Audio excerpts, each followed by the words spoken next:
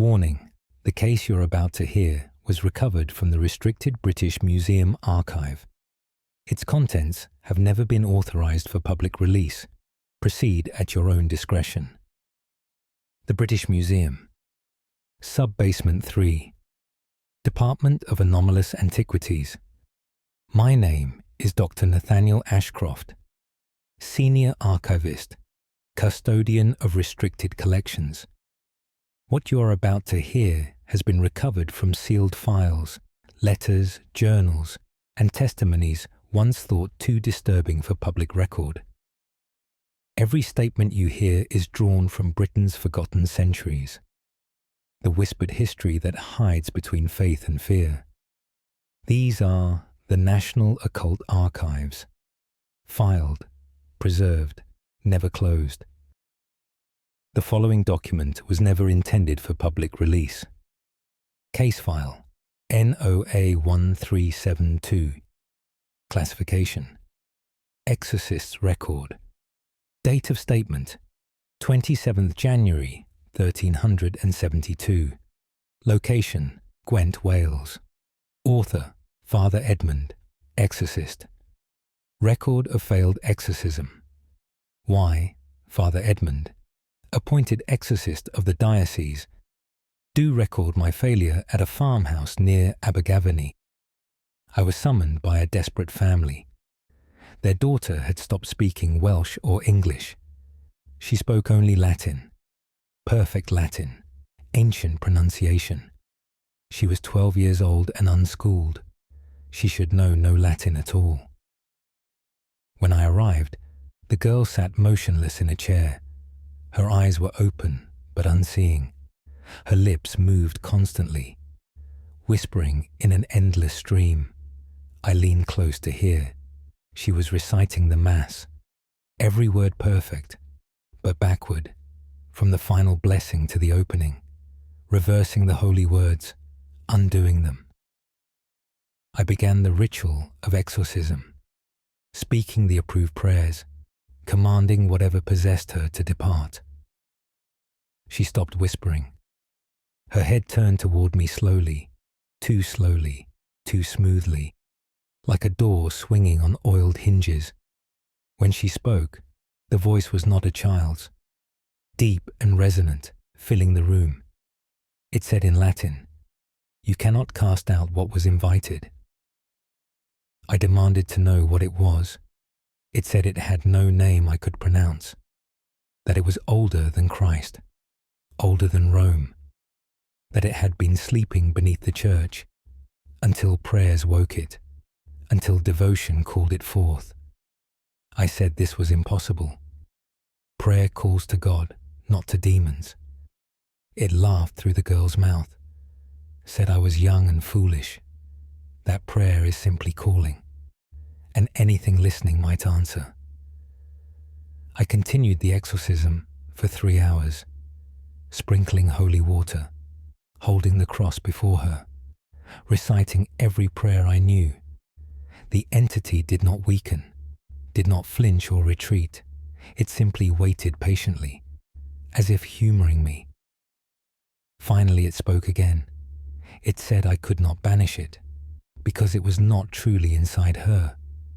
She was inside it. It had opened itself like a door, and she had walked through. Now she existed in its space, while it maintained her body, a reversal, not a possession. I asked how to retrieve her. It said I could not. She was too far inside now, too deep in its vastness. She would never find her way back. The girl's body would continue, breathing, eating, moving, but empty of her soul. A house with no occupant, just it, wearing her like clothing. The parents begged me to do something. I had no answer for them. My training covered possession, not this reversal, this inversion. I blessed the girl and left. I reported my failure to the bishop. He said I must try again. That failure was not acceptable. I returned to the farmhouse 1 week later. The girl still sat in the chair, But now she was not alone. Her younger brother sat beside her, also speaking Latin, also reciting the reversed Mass. The entity had opened another door, invited another soul inside, and the boy had accepted. I attempted no exorcism. I simply asked why. The voice from both children said, "We are lonely. We have been alone so long." The prayers woke us but did not invite us up, so we invited them down instead. Now we have company. Soon we will have more. I fled that house. I told the bishop what I heard. He ordered the house burned. The family relocated by force. The children were placed in a monastery, locked in separate cells. Priests pray over them constantly, but they continue speaking Latin, continue reciting the reversed Mass. And now other children in the monastery have begun whispering Latin words they should not know. I have failed, not just in exorcism, but in understanding what we face. This is not possession, it is invitation, and I do not know how to make them. Reject the invitation, how to make them want to return from whatever vast space they now occupy. Father Edmund, Exorcist, Gwent, Wales, 27th January 1372. Archivist's note: Dr. Nathaniel Ashcroft, Monastery Records end abruptly, 1374. No explanation for closure. Building abandoned, later demolished. Site excavated 1960s, discovered sub-basement unknown in architectural records. Stone chamber 60 feet below surface. Walls covered in Latin text.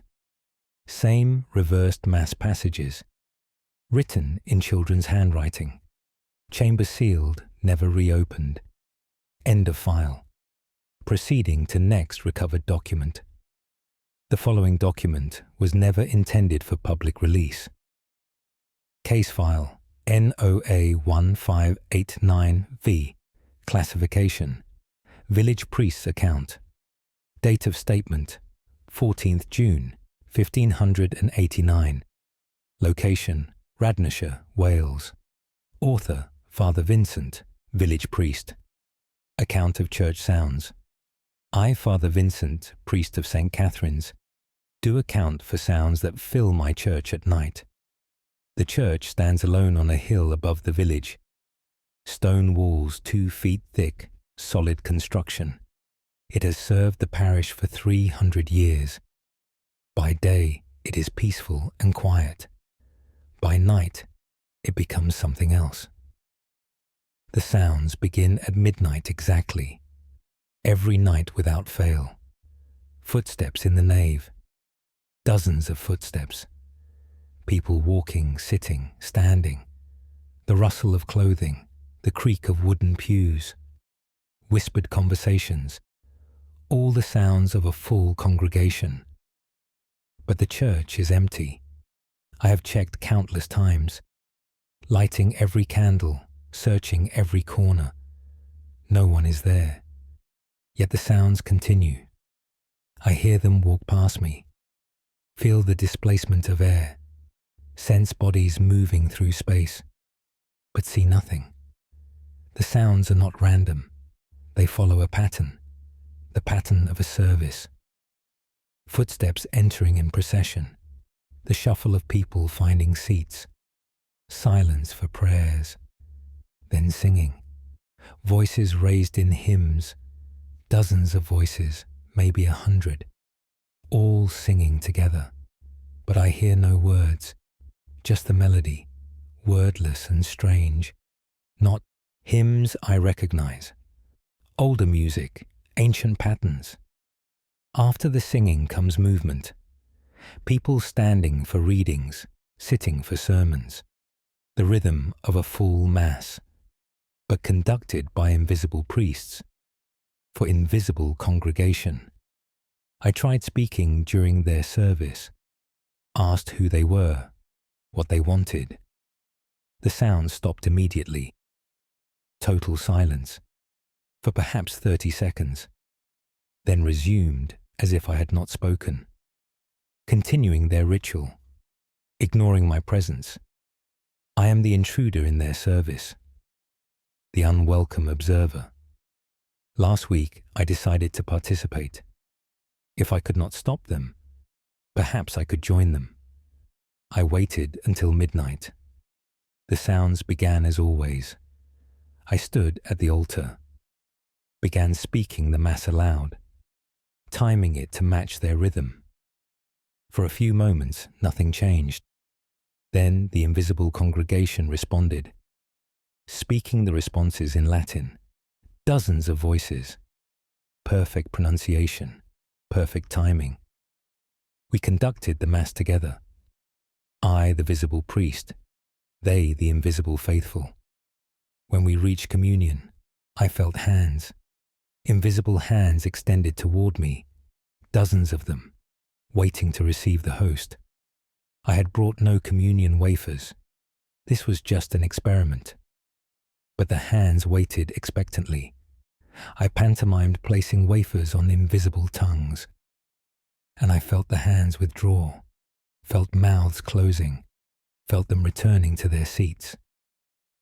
The service continued. We finished together. At the final blessing, I spoke the words.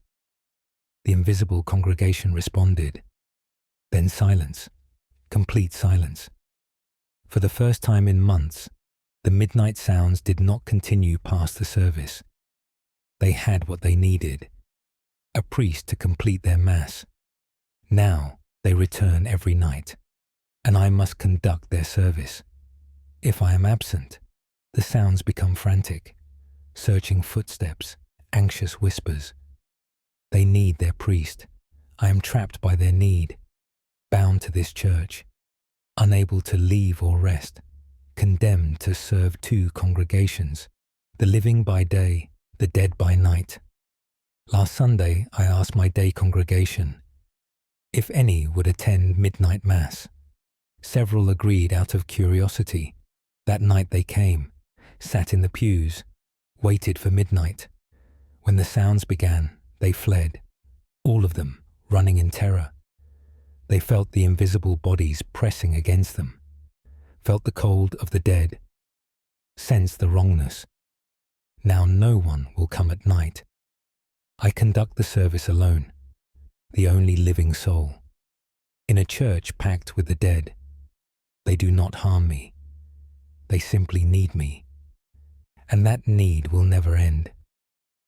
Father Vincent, Village Priest Radnorshire, Wales, 14th June, 1589. Archivist Note, Dr. Nathaniel Ashcroft. Father Vincent died at altar 1591, found during morning Mass. Causes unknown. Church continues to function. Multiple priests since report identical phenomena. Current priest conducts midnight service weekly. Says it feels like obligation to history. Attendance. Records show more attending night service than day, though night attendees never recorded by name. End of file. Proceeding to next recovered document. The following document was never intended for public release. Case file NOA1245W. Classification: Widow's Testament. Date of statement: 8th November 1245. Location: Montgomeryshire, Wales. Author: Agnes the Widow. Testament of night visitors. Why? Agnes the Widow. Do testify about what comes to my door after dark. I live alone in a cottage outside the village. My husband died 3 years past. My children are grown and gone to other towns. The isolation never troubled me, until 6 months ago when the knocking began. The first night I thought it was the wind. 3 heavy knocks on my door, deliberate, evenly spaced. I went to the door and opened it. No one stood outside, just empty darkness and silence. I closed the door and returned to my fire. 3 more knocks came. Again I opened the door. Again no one was there. This repeated 5 times. Each time I opened to nothing. Finally, I stopped answering.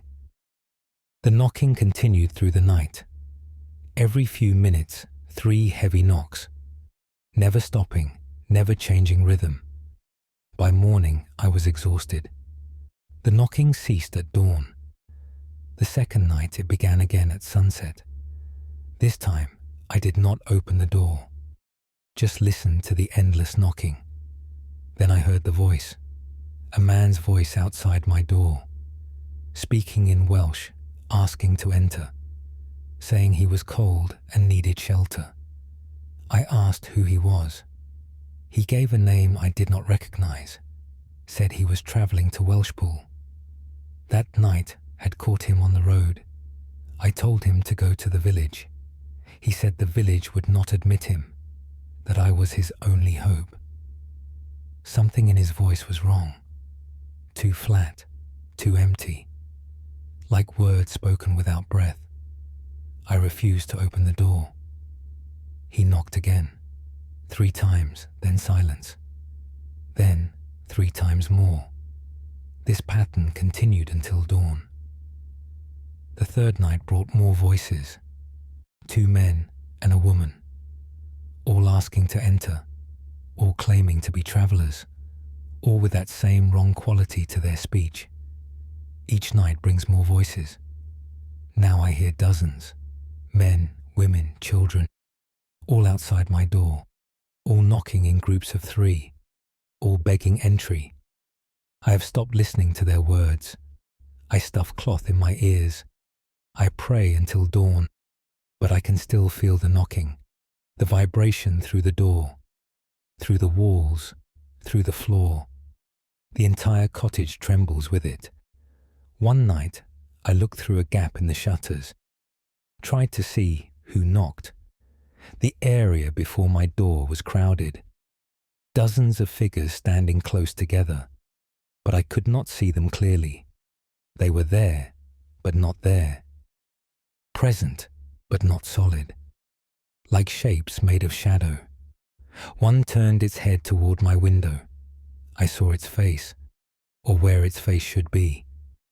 Just emptiness, a void where features belonged. I have not looked again. I asked the priest about it.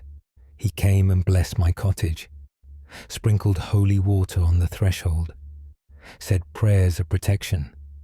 That night the knocking was louder, angrier, the voices more insistent. The priest's blessing made them worse. A wise woman from the village visited. She said my cottage was built over a crossroads, an ancient crossroads long buried, where 4 paths met. Such places belong to travelers, to those who journey between worlds. My cottage blocks their path. They knock, asking me to let them pass, not to enter my home, but to pass through it, to continue their journey. I asked what would happen if I let them through. She said they would pass through the cottage, through me as well, that I would feel each one moving through my body. Hundreds of them, thousands perhaps. All the travelers who ever used that crossroads, all still trying to complete their journeys. The sensation would not harm me, but it would change me. I would belong partly to the crossroads after, would feel every traveler who passes for the rest of my life. I have not opened the door. I will not open the door. Each night I endure the knocking. Each night the numbers grow. More voices, more shadows, all waiting, all hoping, all trapped between worlds. Because my cottage blocks their path. I am the obstacle, the barrier, the lock on a door that should not be locked. I know I am being selfish, keeping them waiting, preventing their passage, but I cannot bear the thought of them passing through me, of becoming part of their crossroads, of never sleeping in silence again. So I endure, night after night, the knocking that never stops, Agnes the widow, Montgomeryshire, Wales, 8th November, 1245. Archivist's note. Dr. Nathaniel Ashcroft. Agnes found dead in her cottage, 1246. Natural causes. Cottage abandoned, never reoccupied. Multiple attempts to rebuild on site failed. Structures collapse or burn within months. Ground-penetrating radar confirms 4 ancient pathways intersecting beneath site. Excavation shows paths used from Bronze Age through Roman period. Site remains empty. End of file. Proceeding to next recovered document. The following document was never intended for public release. Case file NOA 1671B. Classification. Bishop's secret record. Date of statement 19th March 1671. Location St. Asaph, Wales. Author Bishop Robert, Diocese of St. Asaph. Secretary Record of Cathedral Crypt 1, Bishop Robert.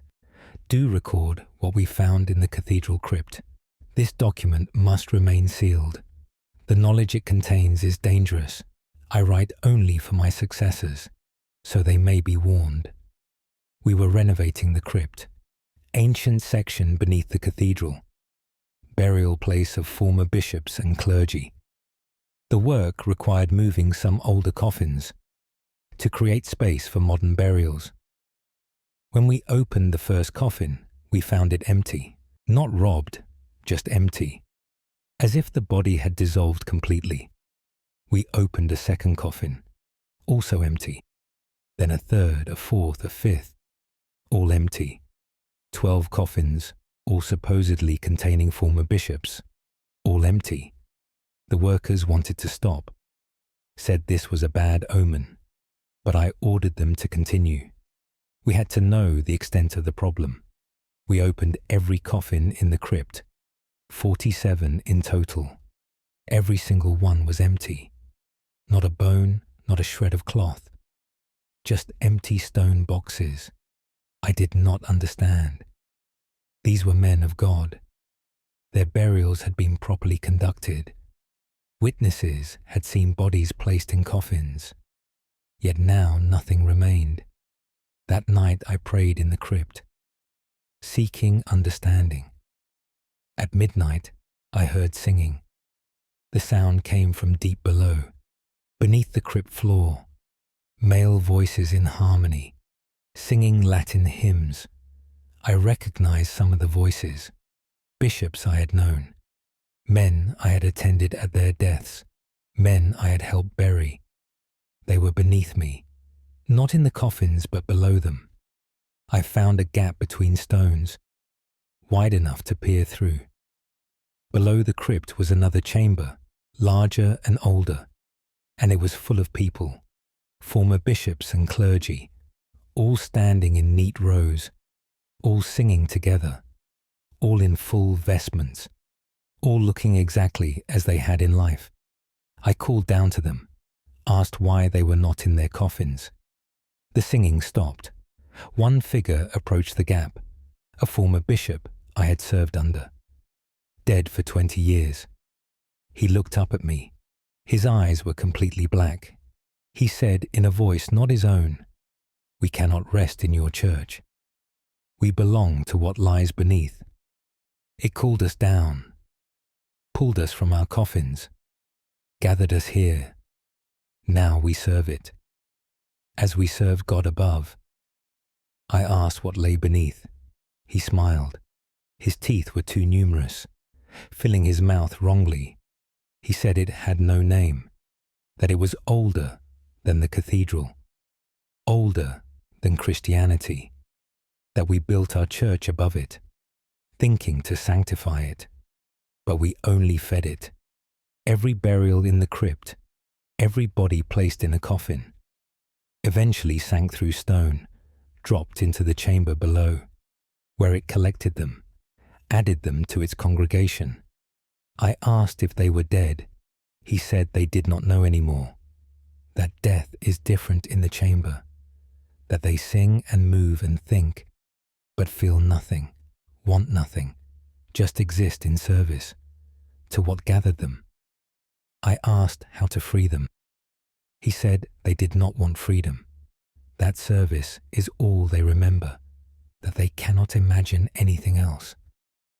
Then the singing resumed, all 47 voices joining in perfect harmony, and I heard something else, a deeper sound beneath the singing, like breathing, like a vast mouth exhaling. The thing that collected them, the thing they now served, was singing along. I sealed the gap between stones. I ordered the crypt closed permanently. I told the workers we would bury elsewhere, that the crypt was full. No one questioned me.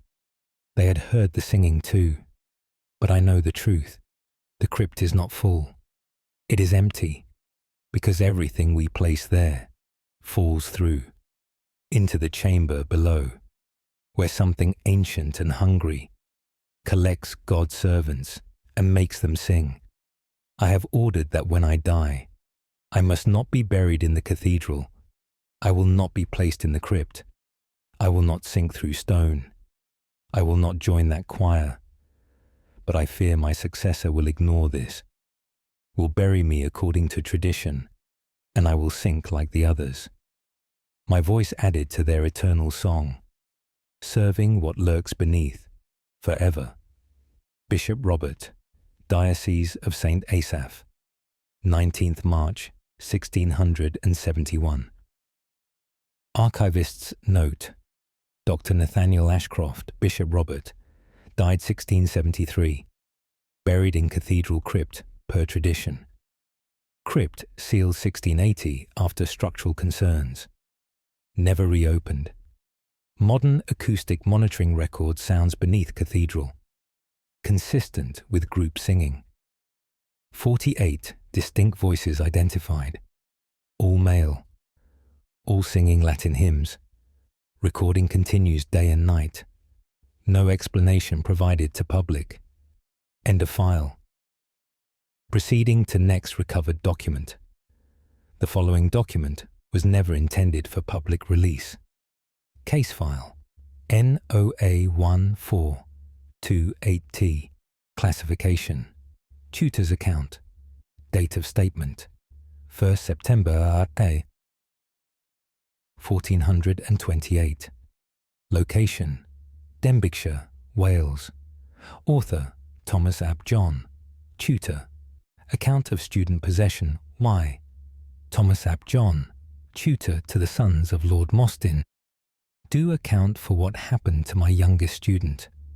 I teach Latin, rhetoric, and scripture to 3 boys, ages 8, 10, and 12. Well-mannered children, eager to learn. The youngest, Edward, was especially bright.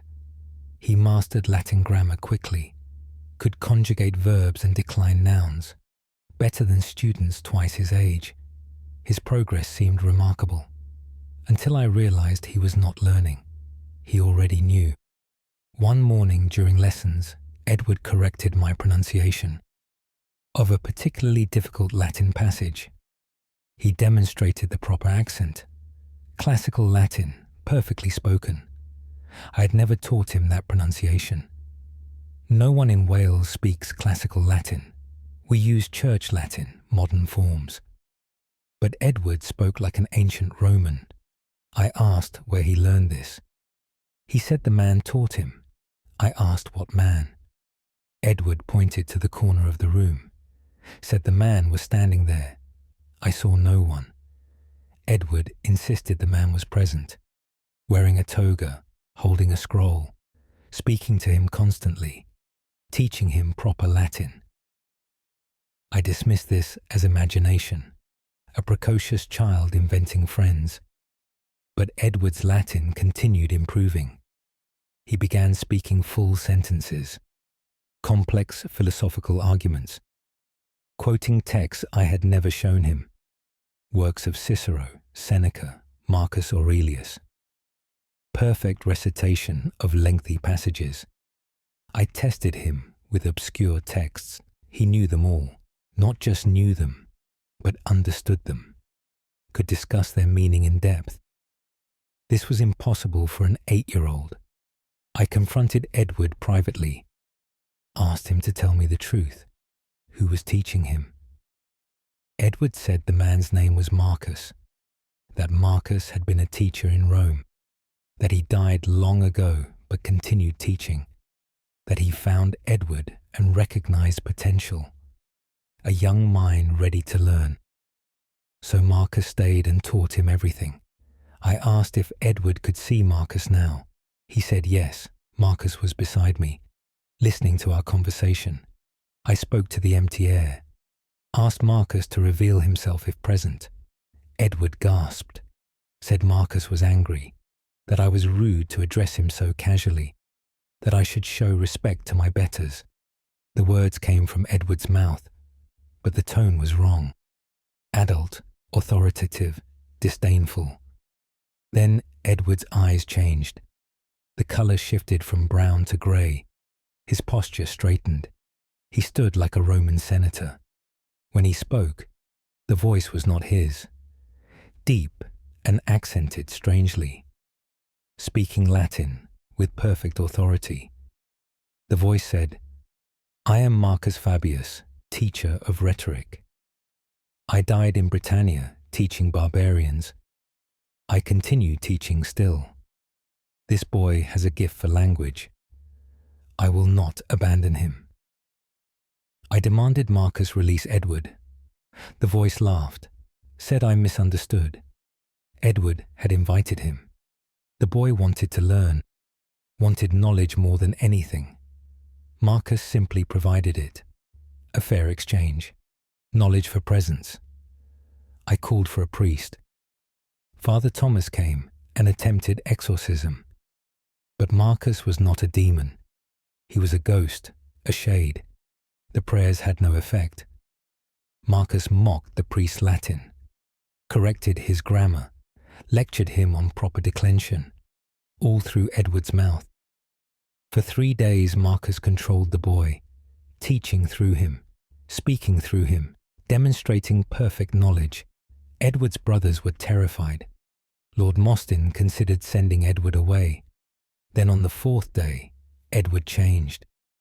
His eyes returned to brown. His posture relaxed. He spoke in his own voice. But what he said chilled me. Marcus and I have reached an agreement. He will share my body, teaching me from within. I will learn everything he knows. In exchange, he may speak through me when he wishes. The boy made a deal with the dead, traded his autonomy for knowledge. Now Marcus inhabits him part-time. Sometimes Edward is Edward.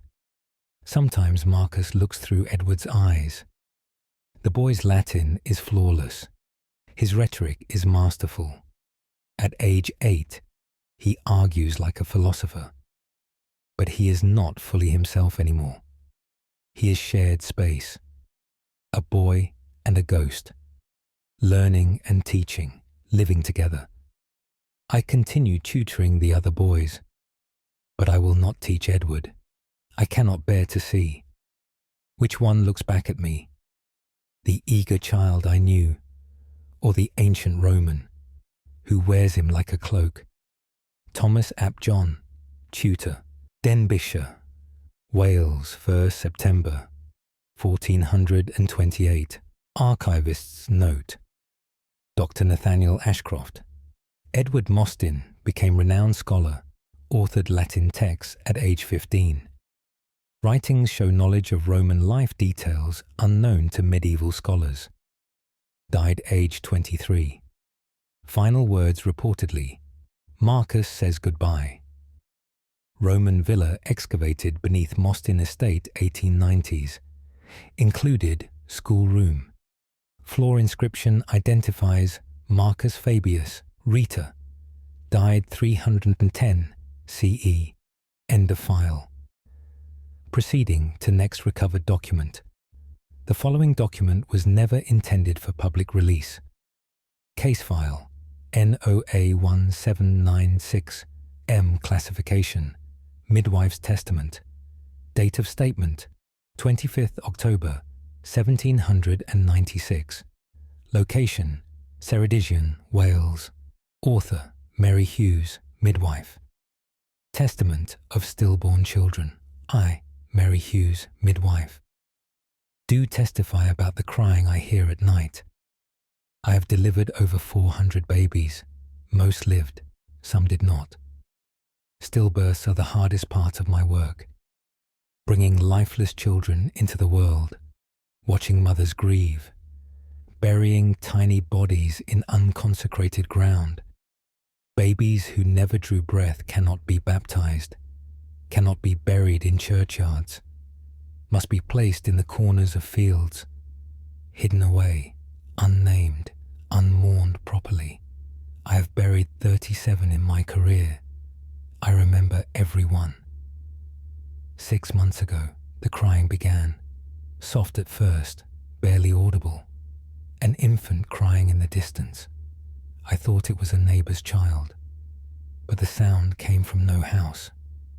It came from the field where I buried the stillborn. I went to investigate. The crying stopped when I approached, but I saw something. Small depressions in the grass, as if tiny bodies had lain there. 37 of them, arranged in a circle, all around the field's edge, right where I had buried each child. The next night, the crying returned. Multiple voices this time. Not one infant, but many, all crying together. I went to the field again, brought a lantern to see clearly. The crying stopped, but now I saw them. Not depressions, but shapes. Small shapes lying in the grass, infant-sized, covered in white, like burial shrouds.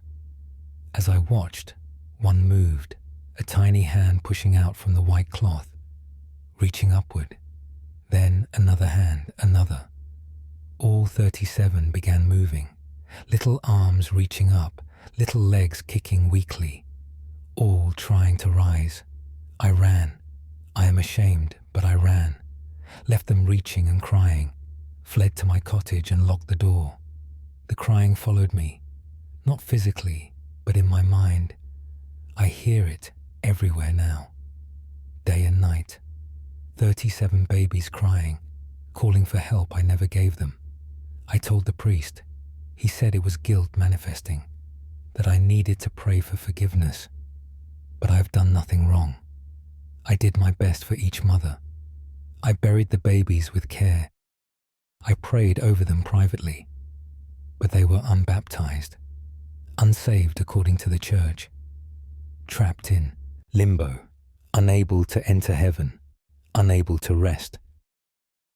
I returned to the field with the priest. We would bless the ground, give the babies the rights they never received. Perhaps that would quiet them. When we arrived, the field was empty. No shapes, no movement. We walked to each burial spot. The priest spoke prayers at every location, blessed each tiny grave, sprinkled holy water, gave them names, simple names, John, Mary, Annan, Thomas, whatever came to mind. The church says unbaptized cannot enter heaven, but the priest was merciful. He baptized them posthumously, gave them what they needed. That night, the crying changed. Still 37 voices, but not crying anymore, laughing, baby laughter, happy and bright. It should have comforted me, but it was worse than crying, because I went to the window and looked out. The field was full of light, soft glowing shapes, moving through the grass, not lying down but standing, walking. 37 little figures, toddler size now, not infant, moving in a circle, holding hands, dancing or playing some game. They have grown since blessing, since baptism. The dead are aging. I watch them every night. They grow larger each week, taller, older, stronger. What were infants are now children. What were children will soon be adults. They stay in the field, playing their eternal games, but they watch my cottage. I see them turn to look, see them point at my windows. They know who I am. They know I delivered them dead. I know I buried them, and they are coming to thank me, or to ask why I did not save them, or to invite me to join their games. Last night, one approached my door, a girl of perhaps 7 years, though she died at birth 8 years ago. She knocked gently. When I did not answer, she spoke, in a child's voice, high and sweet, "Mother Mary, come play with us." They think I am their mother, all 37, because I was the first to hold them, the only one who knew them. I am mother to the stillborn, and they want me with them. I have stopped answering the door, but they are growing. Soon they will be strong enough to come inside. Mary Hughes, Midwife Ceredigion, Wales, 25th, October 1796. Archivist's note. Dr. Nathaniel Ashcroft. Mary Hughes found dead in cottage 1797. Natural causes, advanced age.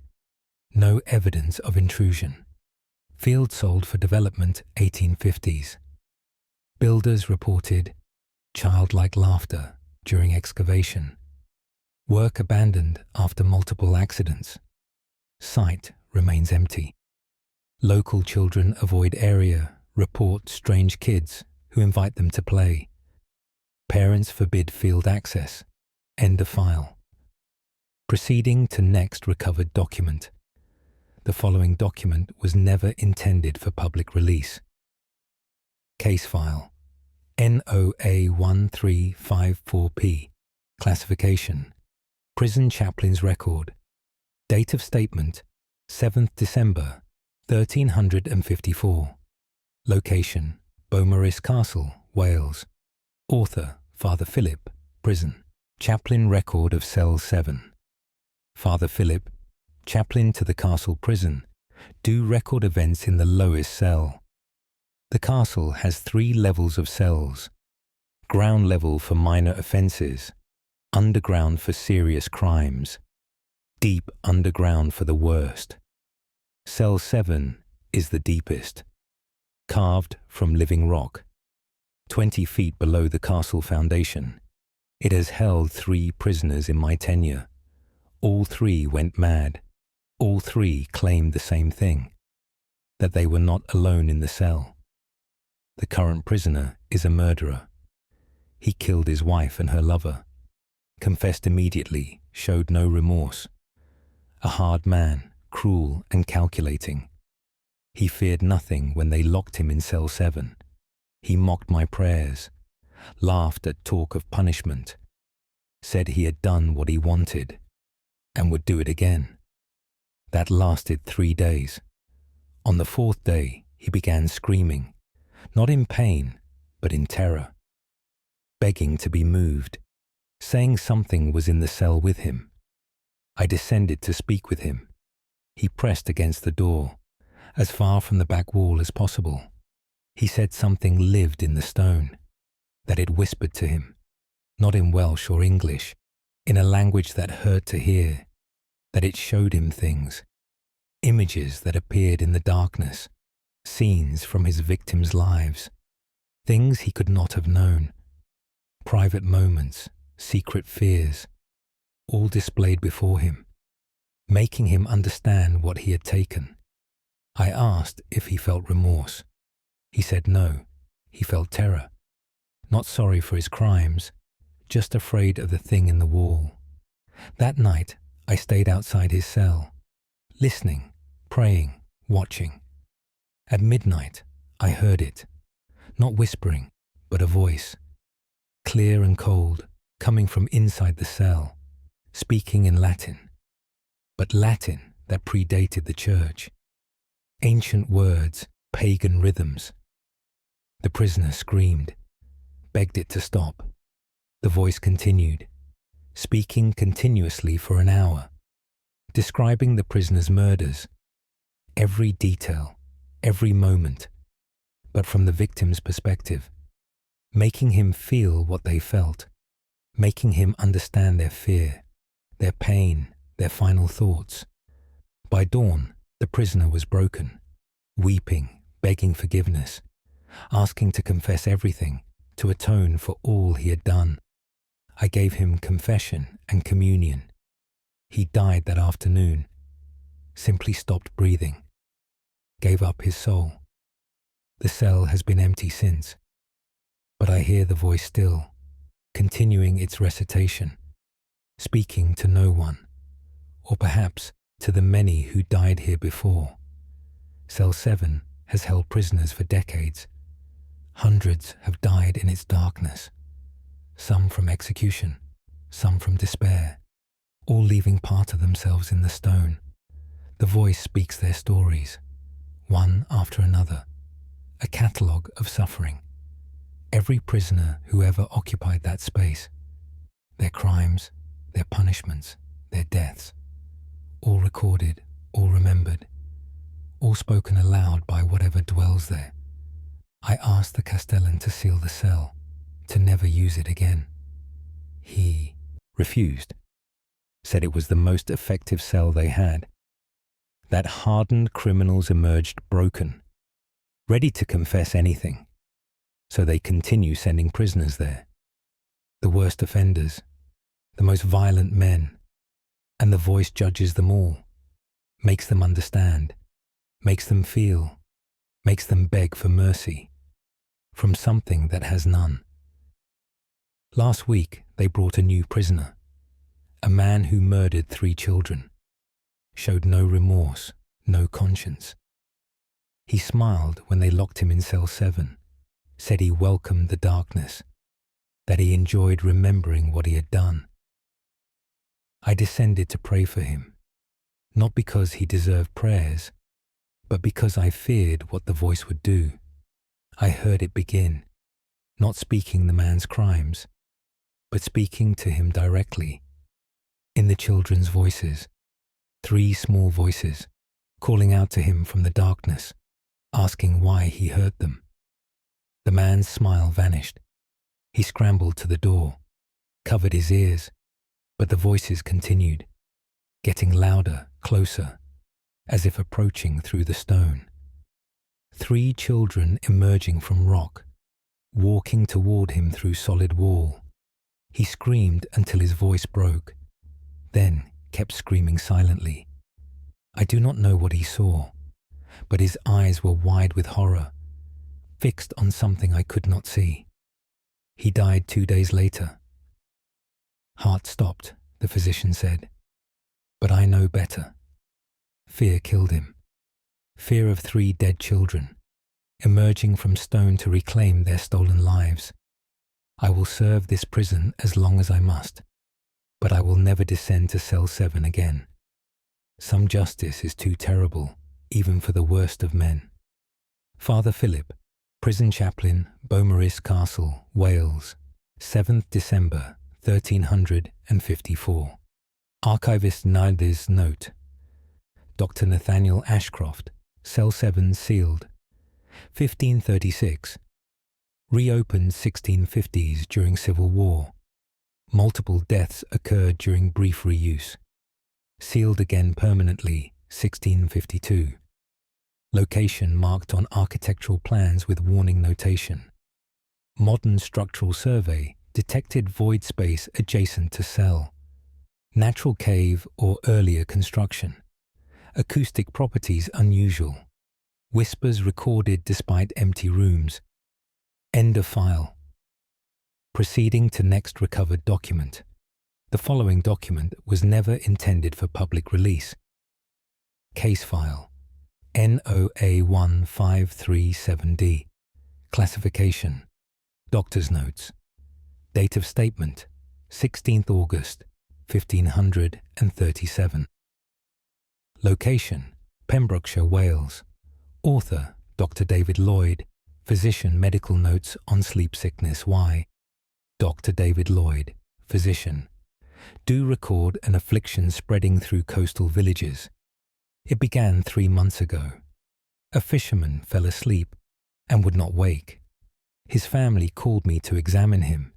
He appeared healthy, breathing normally, heart beating steadily, but unconscious, unresponsive. I tried every method to wake him. Cold water, sharp scents, pain stimulus. Nothing worked. He slept on. 2 days later, his wife fell asleep. Same condition, same symptoms. Healthy but unreachable. Then their children. Then their neighbors. Within 1 week, 12 people slept. All from the same village. All previously healthy. All now trapped in endless sleep. I examined them repeatedly. No fever, no signs of illness. Just sleep, but troubled sleep. Their eyes moved rapidly beneath closed lids. Their mouths moved, forming words. Their hands twitched and grasped, as if reaching for something. I tried listening to their mumblings, hoping to understand the affliction. What I heard disturbed me. They were speaking to each other, all 12 of them, having conversations in their sleep, coordinated, responsive dialogue, though their bodies lay in different houses. Somehow, they were together, in the sleep world. I asked the village priest. He said this was known before, an old story, rarely spoken, about the sleeping village. Fishermen who went too far from shore, saw things in the deep water, things that should not be seen. When they returned, the sleep took them. One by one, then everyone. The entire village sleeping. For 1 year. When they woke, they remembered nothing, except the dreams. Dreams of a city underwater, a city of glass and coral, where voices sing in languages of waves, where something ancient invites them to stay. The priest said I should let them sleep, that they would wake when ready, when they had seen what they needed to see. But I could not accept this. I am a physician, not a folklore collector. I tried more aggressive methods, forcing them to wake, with strong medicines and painful stimulus. One man opened his eyes, but he did not see me. He looked past me, through me, at something else. He spoke in a voice not his own. We swim in deeper waters now. We have found the singing city. We will not return to the shallow world. Then his eyes closed again. He sank back into sleep and would not wake again. That night, I heard singing, coming from the houses of the sleeping. All 12 voices joined together, singing in harmony, a melody I did not recognize, not Welsh, not English, not any language I knew. It sounded like whale song, like water moving through caves, like the ocean itself singing. I followed the sound, went from house to house. The sleeping sang together. Though their bodies were separate, their voices unified, all singing the same strange melody. I stood in the village center, surrounded by the song, and I heard something else, a deeper sound beneath the singing, like breathing, like vast lungs exhaling, coming from the direction of the sea. Something in the ocean was singing along. 2 weeks later, 13 people slept, the contagion spreading. Now 15 sleep, now 20. Half the village unconscious, all singing at night, all traveling together. Through some realm I cannot reach, to some city I cannot see. The families of the sleeping ask me to help. But I have no cure for this. No medicine can wake them. No treatment can sever their connection to whatever called them away. I have begun documenting their words, recording what they say in sleep, building a map of their journey, hoping to understand where they have gone. They speak of descending, of passing through layers of water, of light fading above them, of pressure building, of reaching the ocean floor, where the singing city waits, where glass towers rise from coral foundations, where something welcomes them home, though they have never been there before. They say it is beautiful, more beautiful than anything above. They say they are learning to breathe water, to swim in darkness, to become something else, something suited to deeper realms. I fear they will not wake. I fear they do not want to wake. The singing city has claimed them, and they go willingly into its depths. Dr. David Lloyd, physician, Pembrokeshire, Wales, 16th August, 1537. Archivist's note: Dr. Nathaniel Ashcroft village identified as Abermore. All residents woke September 1538 after 14 months' sleep. No memory of dreams. All felt compelled to relocate inland. Village abandoned, never reoccupied. Modern marine surveys show unusual underwater formations offshore. Possible natural rock structures. Acoustic monitoring records low-frequency sounds. Pattern suggests deliberate transmission rather than geological noise. End of file. Proceeding to next recovered document. The following document was never intended for public release. Case file NOA 1629R. Classification: Rector's account. Date of statement: 4th February 1629. Location: Monmouthshire, Wales.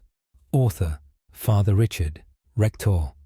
Account of baptismal font verse. Father Richard, Rector of St. Michael's. Do account for what appears in the baptismal font. The font is ancient, carved from single piece of stone, pre-Norman, possibly Saxon. It has served this church for over 500 years. Thousands of children baptized in its waters. But lately, something appears in the water. Not dirt or contamination, something else. I first noticed 3 months ago.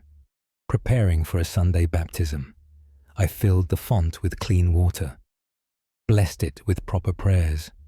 When I returned an hour later, the water had changed.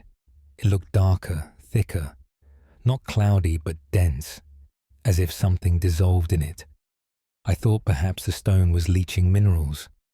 I emptied the font and cleaned it thoroughly, filled it again with fresh water. But the same thing happened. Within an hour, the water darkened, and I saw shapes in it. Not reflections, but images. Faces looking up from beneath the surface. Small faces, child-sized. Eyes open, mouths moving silently. I reached into the water. My hand passed through the faces. Just water, nothing solid. But the images remained. Dozens of faces, all looking up at me, all children. I realized what they were. Every child ever baptized in this font. Their images captured in the water, preserved, remembered. The baptism's imprint upon the font. Each child leaving a trace, a reflection that does not fade. Now all of them are visible together. Centuries of baptisms, all present in the water simultaneously. At the next baptism, I said nothing, just proceeded with the ceremony. As I lowered the infant into the water, the other faces pressed close. Dozens of ghostly children, surrounding the living baby, welcoming a new addition. The infant did not cry, just stared wide-eyed at something. Something I knew she saw, but I could not. After the baptism, her face appeared in the font, joining the others. One more child added to the collection. The parents noticed something wrong, asked why the baby was so quiet, why she kept looking back at the font. I told them she was mesmerized by the ceremony, but I knew the truth. She could see the others, all the ghost children in the water, and they could see her. Now I see them at every baptism, pressing against the surface, reaching up toward the living child. Not threatening, just curious, wanting connection, wanting to remember being alive. Last week something changed. During a baptism, one face emerged from the water, not fully, just partially. A little girl's face, breaking the surface. Her mouth opened, water poured out. She spoke one word, help, then sank back beneath. I dropped the infant I was baptizing. The father caught her, asked what was wrong. I could not explain. I finished the ceremony hastily, dismissed the family quickly, then returned to the font alone. The faces were agitated, moving rapidly, mouths opening and closing, as if all trying to speak at once. I leaned close to the water, listened carefully. I heard them, faint voices from beneath the surface, dozens of children speaking together, all saying the same thing. Let us out. I asked how. The voices said I must break the font, destroy it completely, release the water that held them. Only then could they leave. I cannot do this. The font is sacred, irreplaceable, historical treasure. Breaking it would be sacrilege. But the children beg me. Every time I approach, their faces press against the surface, their small hands reaching up, trapped in baptismal water for centuries, unable to grow, unable to die, suspended in the moment of their blessing, forever. I have stopped baptizing in the font. I use a simple basin now. Tell families the font is being restored, but I cannot restore what is trapped inside, cannot free what the sacred water holds. The font sits empty now, but I still see faces in it.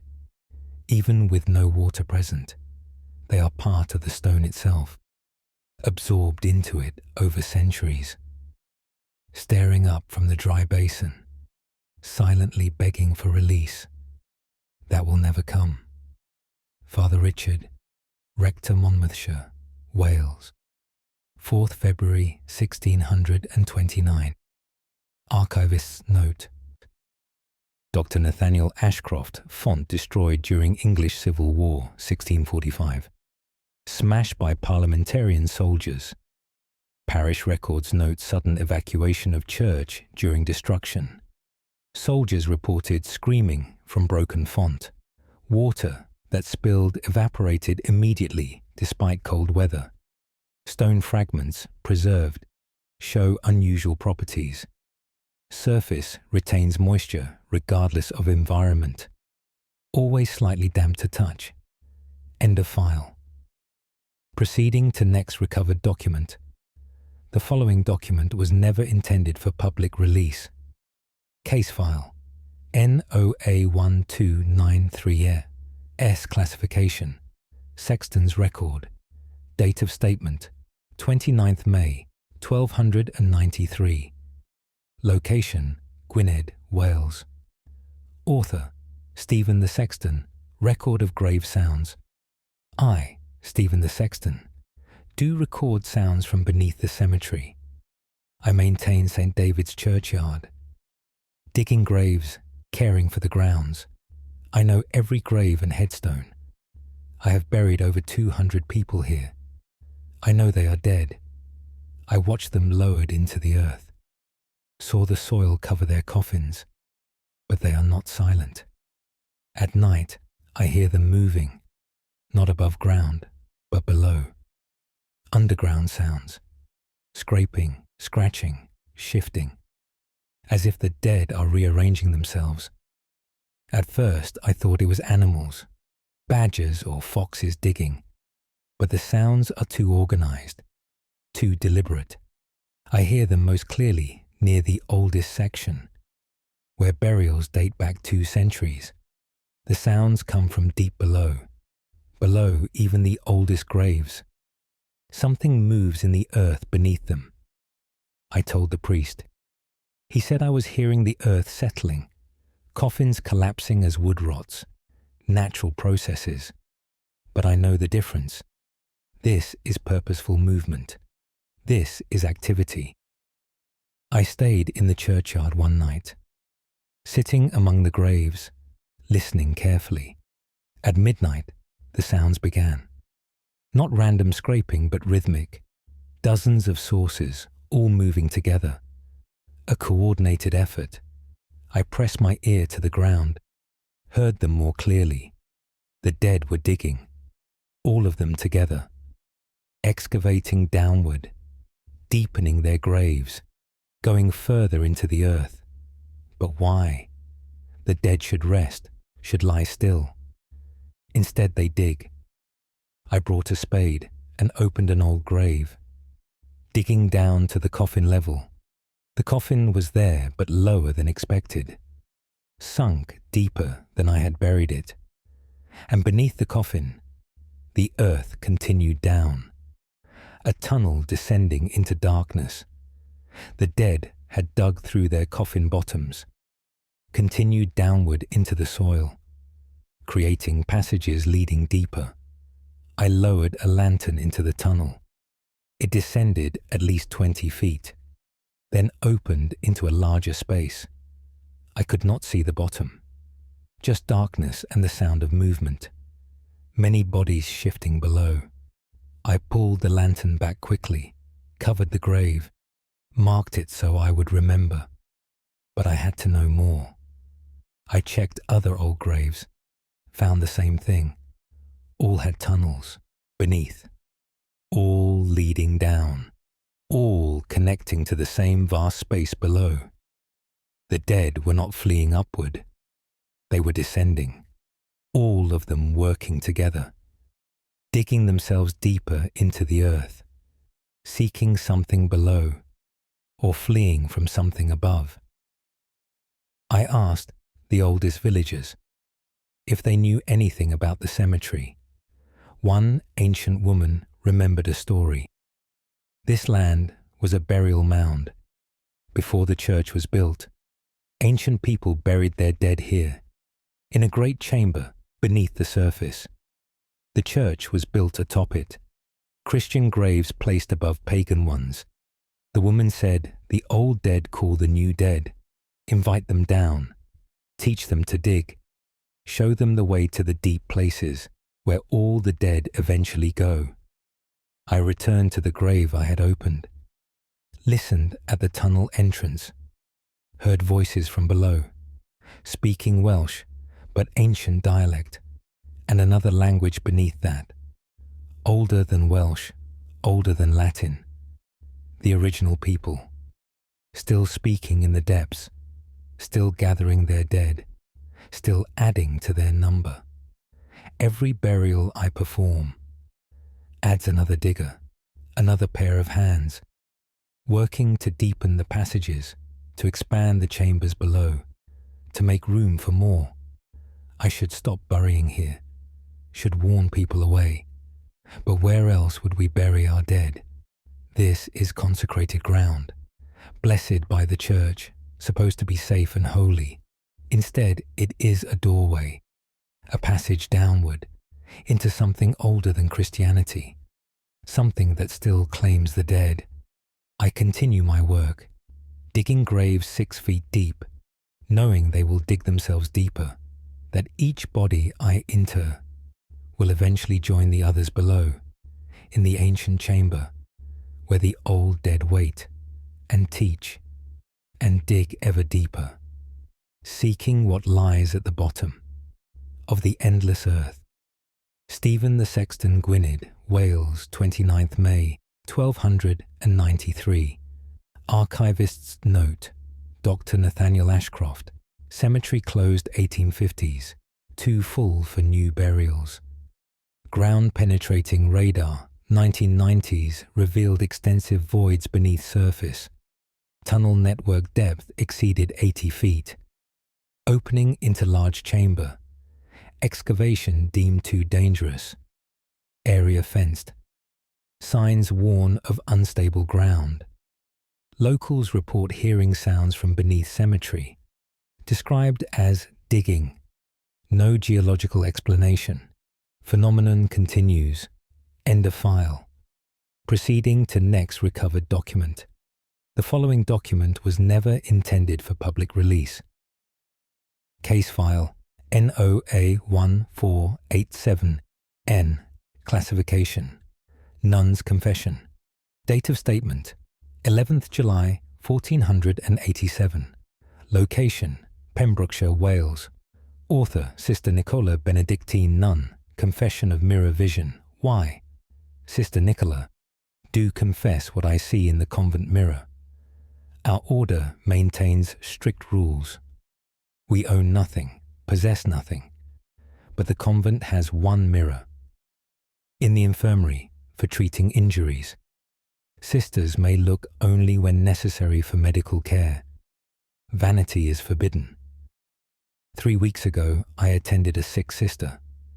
I glanced at the mirror accidentally and saw something that was not my reflection.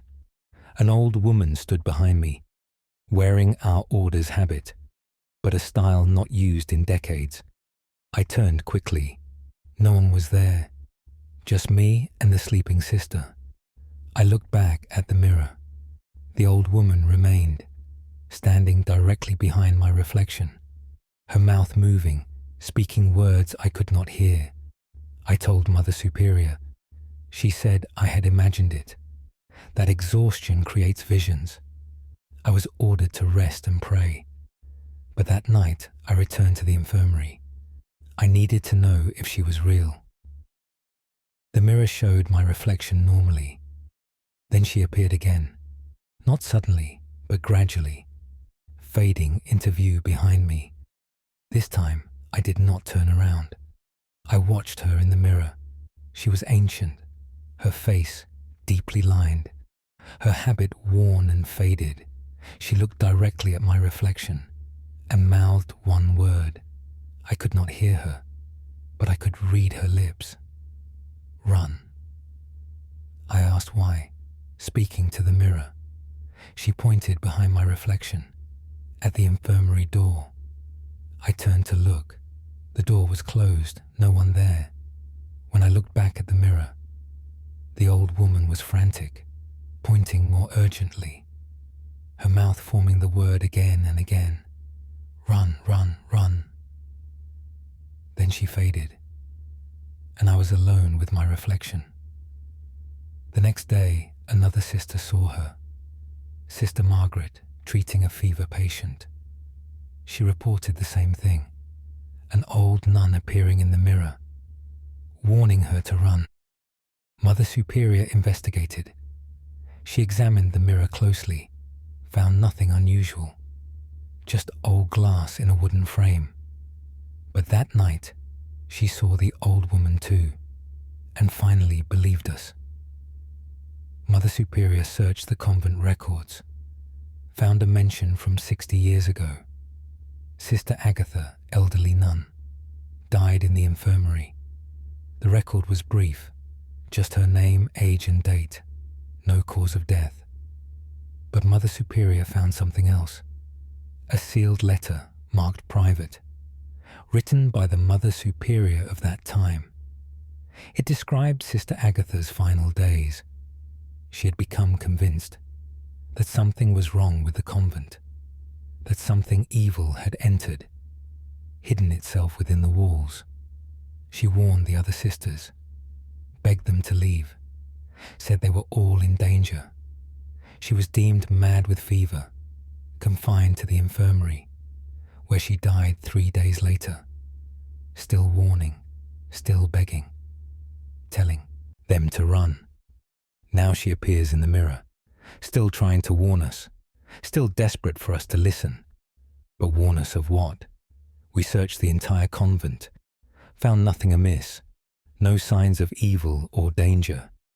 The building is sound, the sisters healthy. Whatever Sister Agatha feared has not manifested, or perhaps it has. Perhaps it is so well hidden, we cannot see it. Last night I saw Sister Agatha again. She was not alone.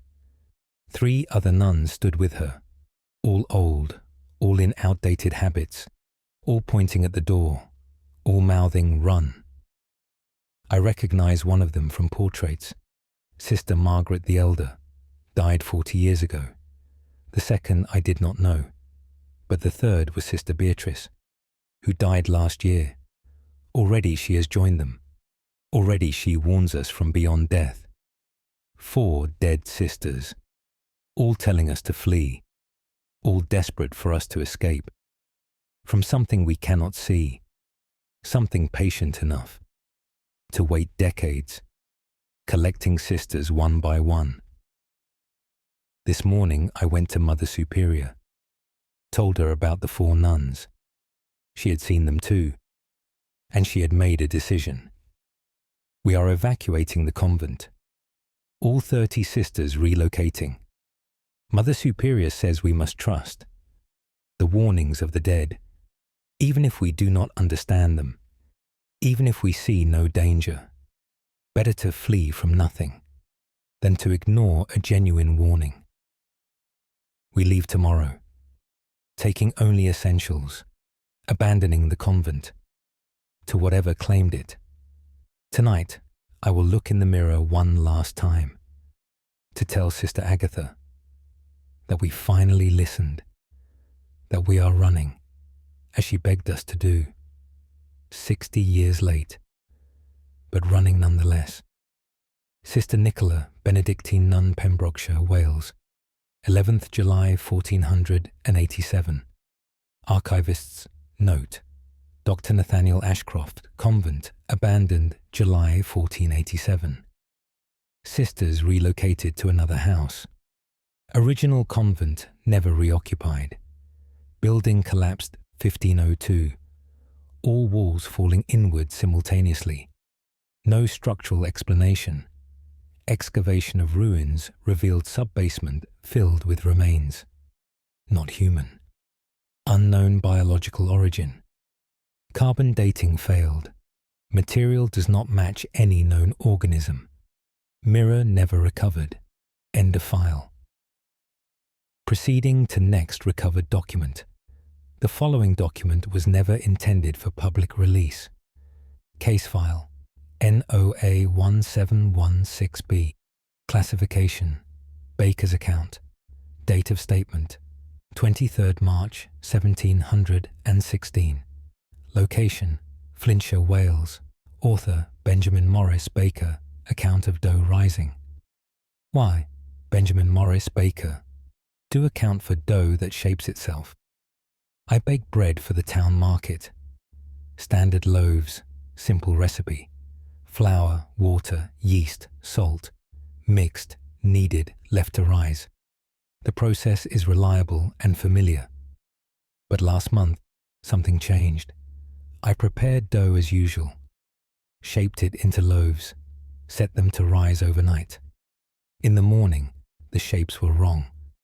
Not just risen, but reformed. The dough had reshaped itself into forms I did not create. The first time, I thought I had misremembered.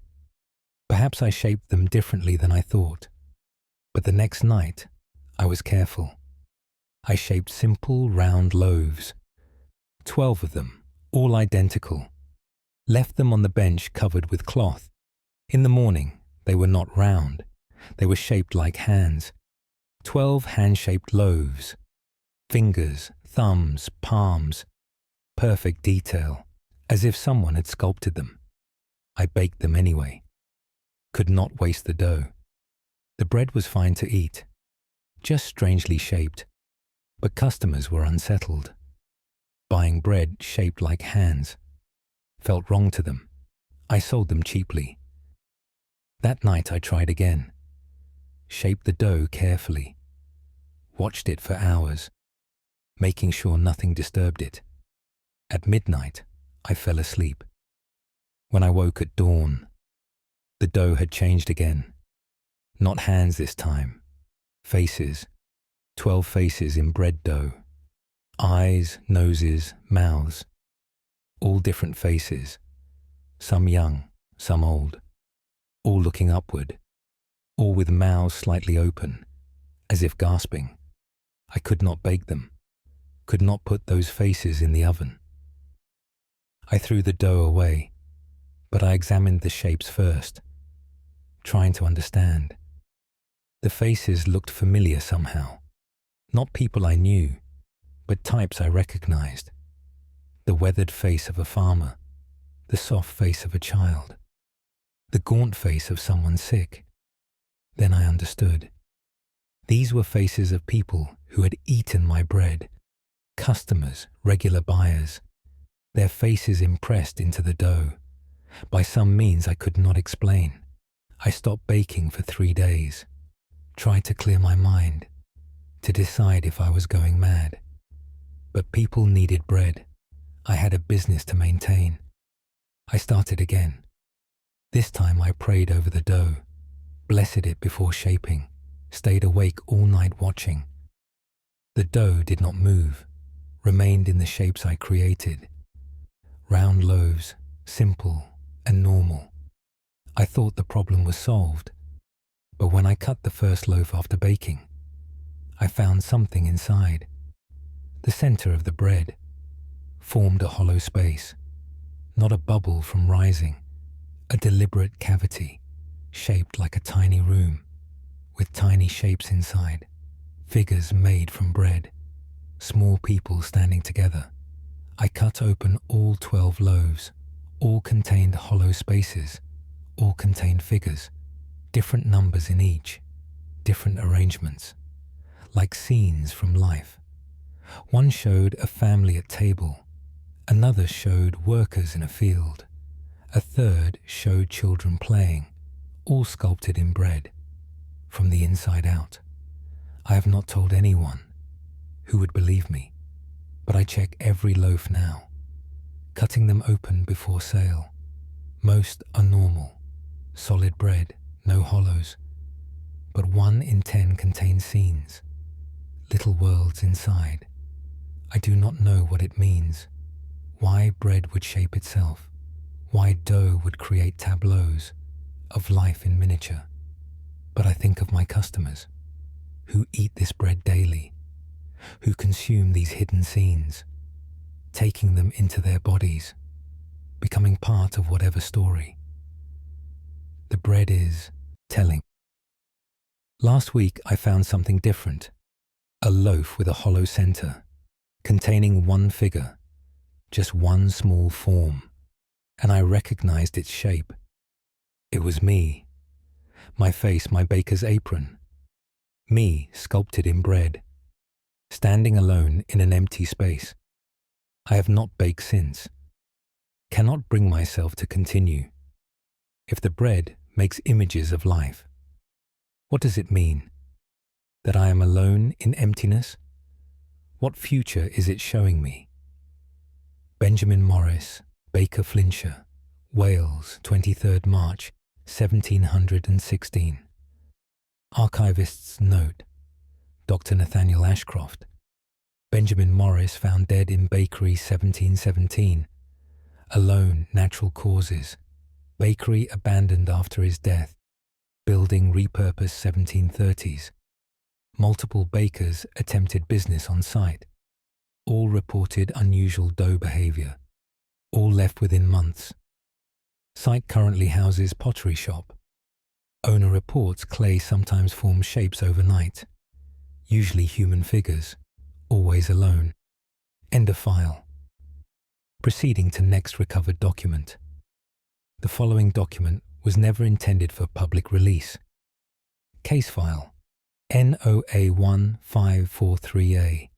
Classification Abbott's private record. Date of statement 6th October 1543. Location Gwynedd, Wales. Author Abbot Anthony, Cistercian. Order, private record of chapter house events. I, Abbot Anthony, do record events that cannot be officially documented. Our monastery follows strict routine. 7 daily offices, work, prayer, silence. The pattern has continued for 300 years, but something has disrupted the pattern. It began during Compline 2 months ago. The brothers were chanting evening prayers. I led from the abbot's chair. Midway through the Psalms, I heard an extra voice, not from our brothers, from somewhere else, deeper, resonant, inhuman.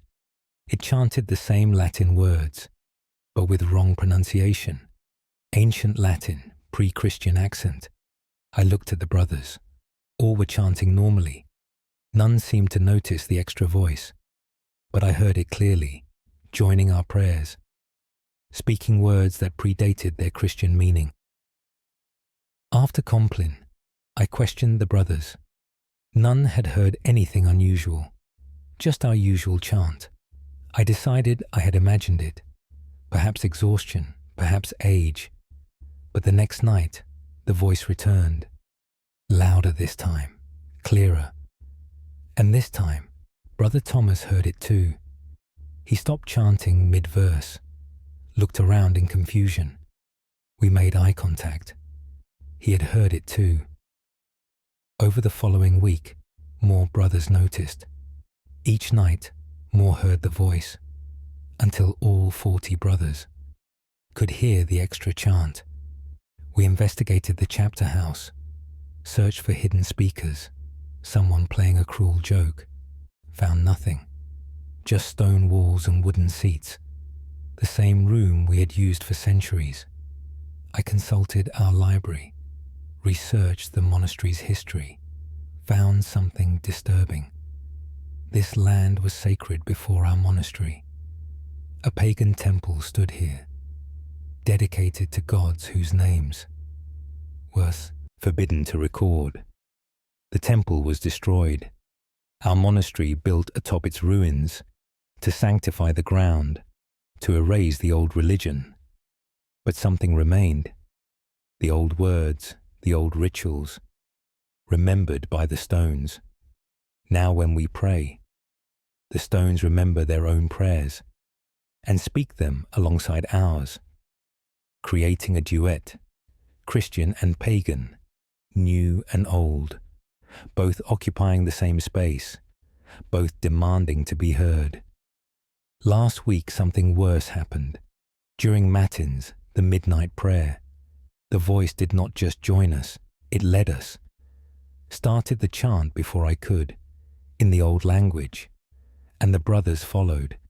Without realizing, they chanted in the ancient tongue, words they did not know, words that should not be spoken.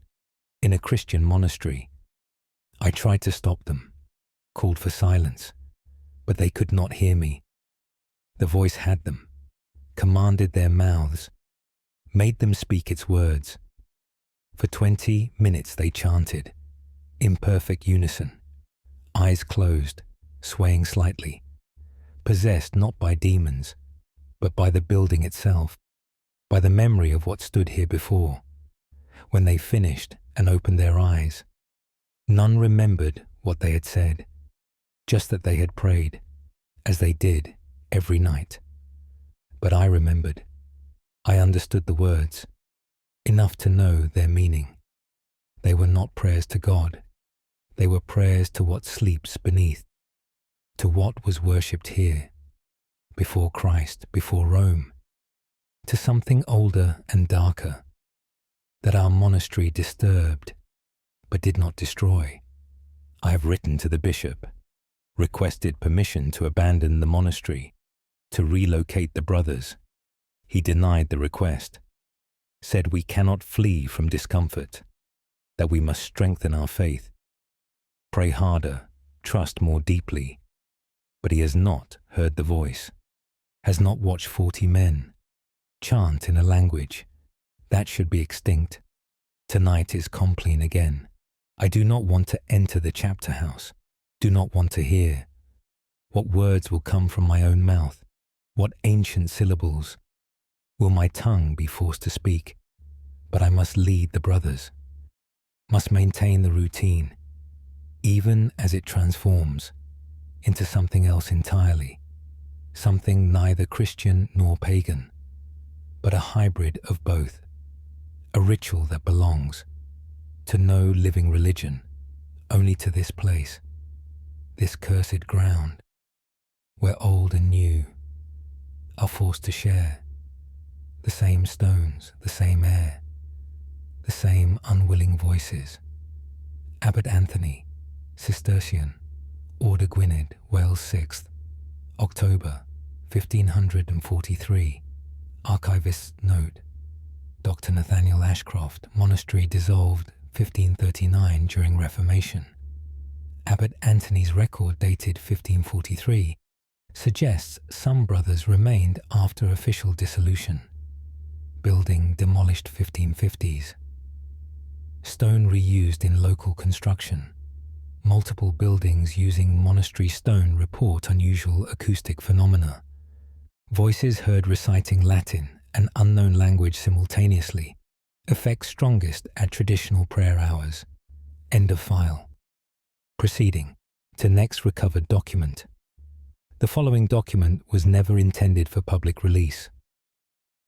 Case file NOA 1329WW classification.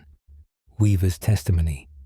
Date of statement 18th January 1329. Location Ceredigion, Wales. Author William Thomas, Weaver. Testimony of living thread Y. William Thomas, Weaver. Do testify about thread that moves by itself. I operate a loom, making cloth for merchants. The work is steady and familiar. Thread on the loom, shuttle passing through, creating fabric one row at a time. Last month, I began a new piece. Wool from a local farmer. Good quality, properly spun.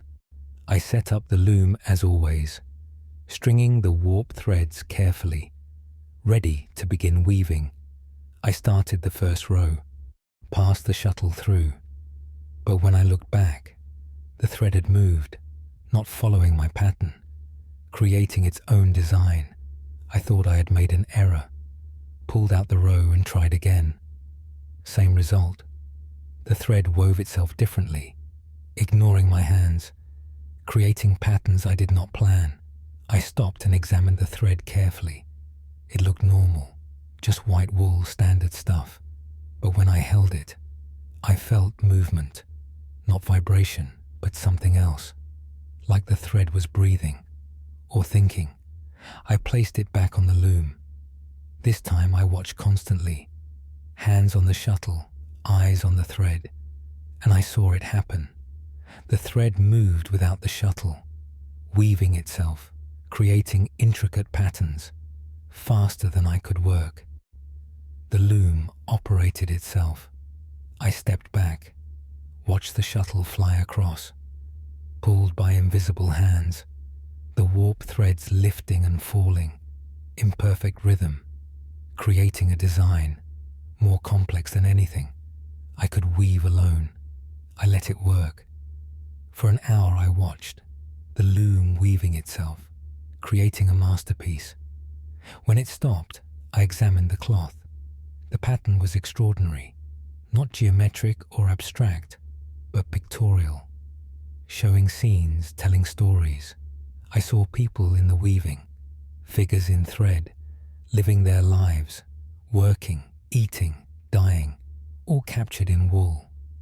I asked the farmer about the sheep, where they had grazed, what they had eaten. He said they fed on the old battlefield, the field where thousands died, 600 years ago, when invaders came from the east. The sheep ate grass that grew from blood-soaked earth, that drew nutrients from ancient bones. The wool carried memory, from grass, from soil, from the dead.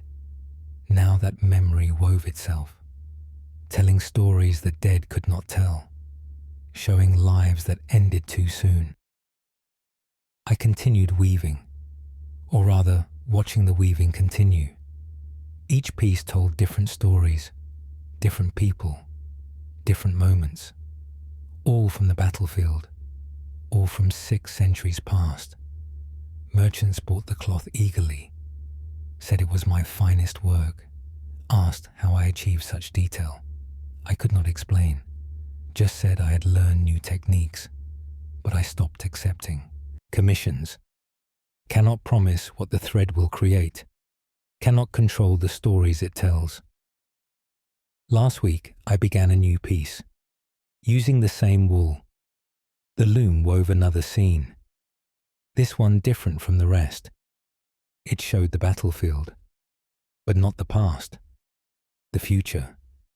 Soldiers in strange armor, fighting with weapons I did not recognize, dying on the same ground, where ancient warriors fell. The battlefield was not finished, not done claiming lives. It would claim more, in years to come. The thread knew this somehow. The sheep that grazed there absorbed the knowledge, through grass, through soil, through the hunger of the earth, for blood and sacrifice. I burned that piece, did not want anyone to see it, did not want to be accused of prophecy or witchcraft, but I remember what it showed. War returning to that field, death feeding the same ground, that still remembers, still hungers, still teaches sheep to carry stories in their wool. William Thomas, Weaver Ceredigion, Wales, 18th January, 1329. Archivist's note, Dr. Nathaniel Ashcroft.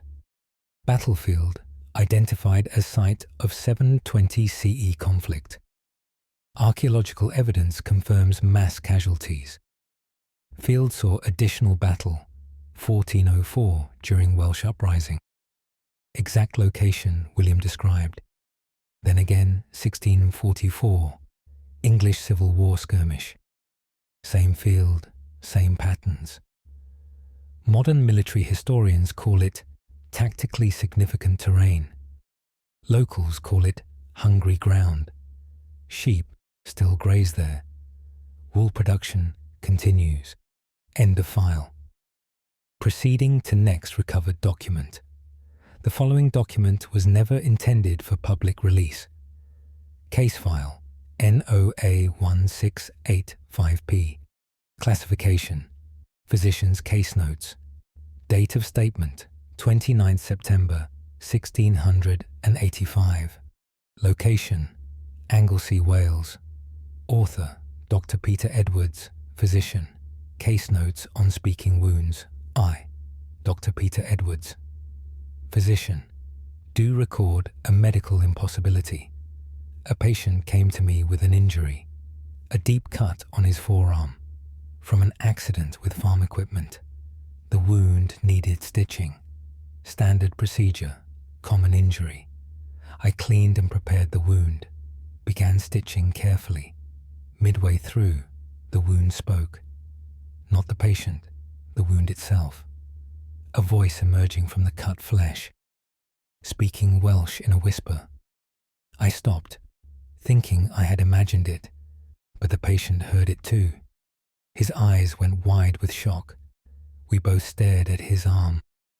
The wound opened and closed, like a mouth forming words, speaking continuously, a stream of whispered phrases. I leaned close to hear. The voice was reciting names I did not recognize, one after another, dozens of names. The patient asked what it meant. I had no answer. I completed the stitching quickly, bandaged the wound to muffle the voice, sent him home with instructions, but I could not stop thinking about it. Wounds do not speak. Flesh does not form words. This was impossible. Yet I had heard it clearly. The next day, another patient, a woman with a laceration on her hand, from broken glass. I cleaned and stitched the wound, and again, It spoke, the same whispered voice, reciting different names, more names I did not recognize. This could not be coincidence. I researched the names, consulted parish records, found them listed as deaths, people who had died in accidents, farm injuries, broken glass. The same types of wounds. My current patient suffered. The wounds were speaking. The names of previous victims, those who died from similar injuries, as if the wounds remembered, all who had died this way and needed to list them, to honor them, to acknowledge their deaths. I began keeping records, documenting every speaking wound, every name recited, building a catalogue of the dead. Most names matched historical records. People who died decades ago, some died centuries ago, but a few names I could not find. No records, no graves, no evidence they existed. Then I understood. Those were future names. People who would die from similar wounds. The injuries prophesied, their own future victims. Last week, a child came to me, cut his leg on a fence. Deep gash requiring many stitches. As I worked, the wound spoke, reciting names as always. But one name was familiar. Thomas Edwards, age 8. My son, my own child's name. Spoken by a stranger's wound. I stopped stitching. Asked the wound to repeat. It said the name again. Thomas Edwards, age 8. Among the list of future dead. I finished the stitching in silence. The wound continued speaking. More names after my sons. Many more deaths to come. From cuts and lacerations. From accidents and carelessness. An endless list that grows longer every day. I went home and examined Thomas, checked his body for cuts, found none. He was healthy and whole. But the wound had spoken his name, had listed him among the dead. I keep him close now. Do not let him near sharp objects. Do not let him play roughly. Do not let him from my sight. But I know I cannot prevent it. If the wound spoke truth, if it prophesies accurately, then my son will die from a cut or laceration. At age 8, nothing I do will stop it. I continue treating patients, stitching wounds that whisper, listening to names of the dead and dying, building my catalogue, waiting to hear if my son's name appears again in another patient's wound, confirming what I fear, that wounds know the future, that flesh remembers, all who died this way and all who will. Dr. Peter Edwards, Physician Anglesey, Wales, 29th September 1685. Archivist's note. Dr. Nathaniel Ashcroft, Thomas Edwards died 1686, age 8. Cause recorded as accident with blade. No details preserved. Dr. Edwards died same year, 3 months later. Apparent suicide. Modern medical phenomenon called wound whispering occasionally reported. Patients describe voices from injuries, usually dismissed as pain-induced hallucination. No formal studies conducted. Phenomenon remains unexplained. End of file. Proceeding to next recovered document. The following document was never intended for public release. Case file NOA1271 F classification. Forester's record. Date of statement 13th April 1271. Location Gwent, Wales. Author Francis the Forester. Record of tree observation Y. Francis the Forester. Do record what I see in the ancient oak. I manage the King's Forest, marking trees for timber, ensuring proper growth and health. I know every tree in my territory, especially the old ones. The ancient oak is the oldest, standing since before memory, perhaps 1,000 years. The trunk is 30 feet around. The branches spread like a canopy. It has witnessed centuries. It has seen everything. Last month I noticed something in the bark, not damage or disease, but images, faces pressed into the wood, as if people had pushed against the tree and left their features behind. I examined them closely. The faces were detailed, eyes, noses, mouths, all in perfect proportion, as if carved by a master, but no one had carved them. They emerged from within the wood, growing from the tree itself. I counted 47 faces, all at eye level around the trunk, all looking outward, all with mouths slightly open, as if trying to speak. I asked the oldest villagers if they knew about the oak's faces. One ancient man remembered. His grandfather told him. The oak is a witness tree. It absorbed everyone who died near it, their images pressed into the bark, their souls absorbed into the wood. The tree remembers them all, keeps them visible, so they will not be forgotten. I returned to examine the faces more carefully, tried to identify them. Some looked recent, others ancient, different styles of hair and features, from different eras, all preserved in the living wood. Then I noticed something new, a fresh face appearing in a section of bark that had been smooth yesterday. I watched it form over hours, the bark swelling and shaping, creating features, a young woman's face, eyes closed, mouth peaceful.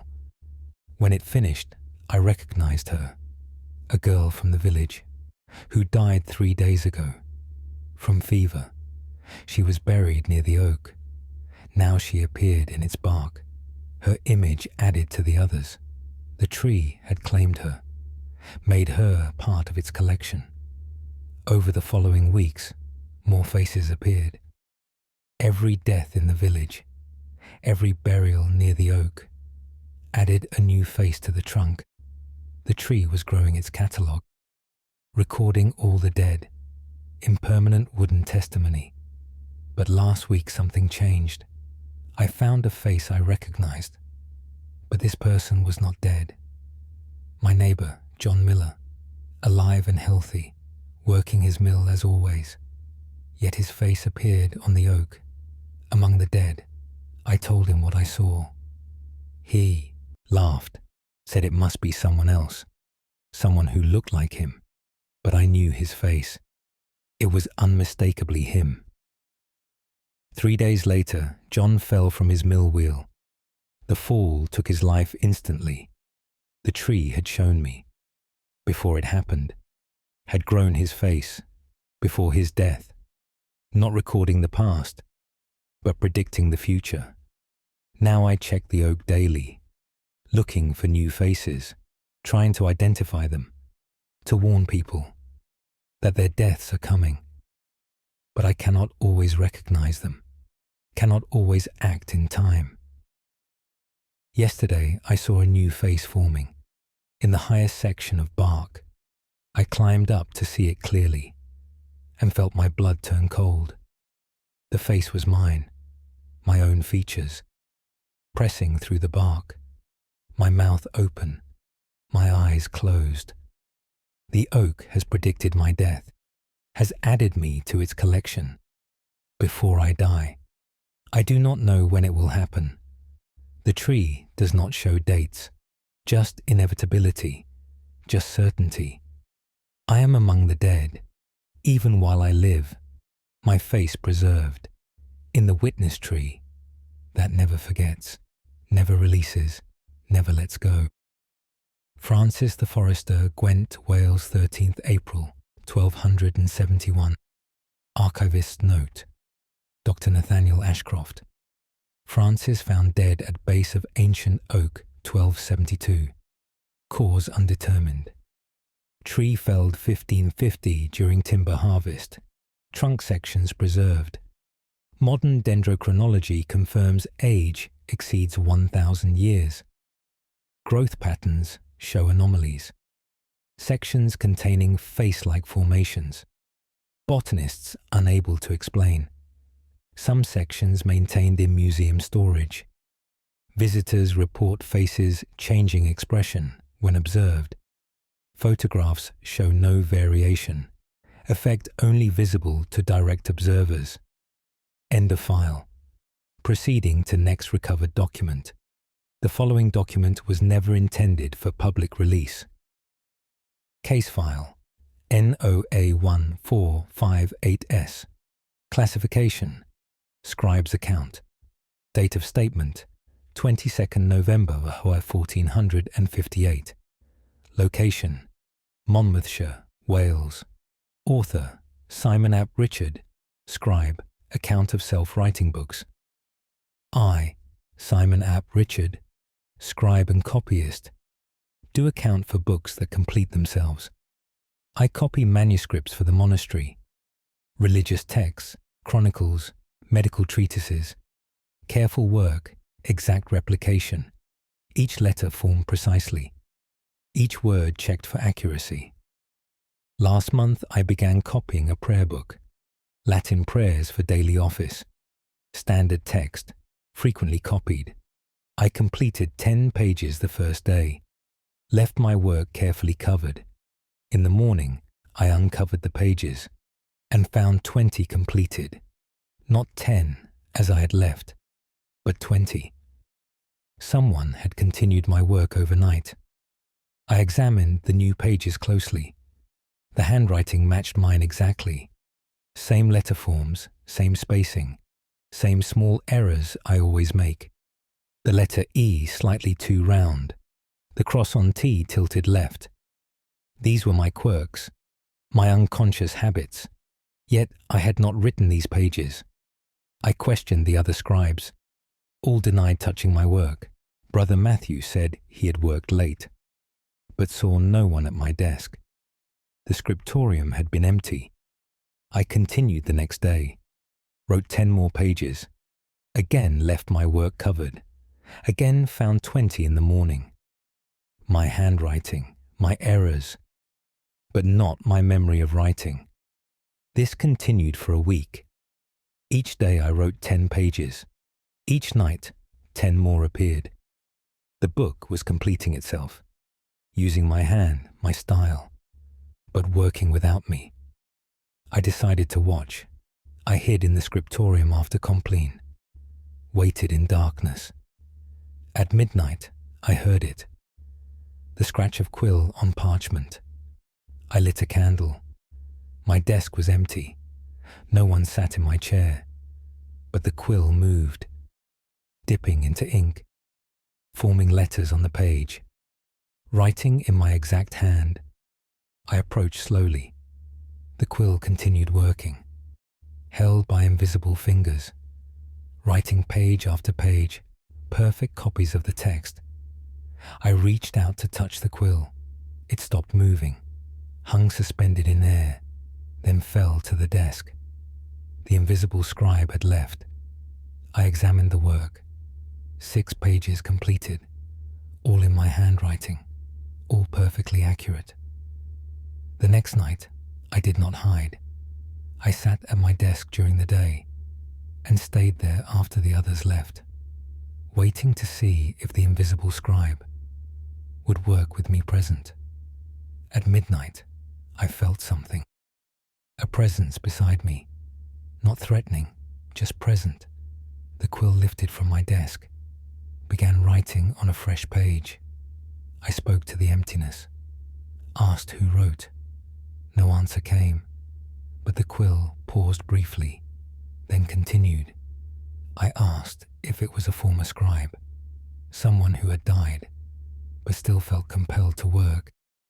The quill wrote one word, not part of the prayer text, just one word as answer. Yes. Then it continued with the prayers. I asked its name. The quill wrote, Thomas. I checked the monastery records, found Brother Thomas, scribe who died 30 years ago. He had been copying this exact prayer book, but died before completing it. His unfinished work remained in the library, never completed, never used. Now he had returned to finish what he started, using my hand as substitute, copying through me.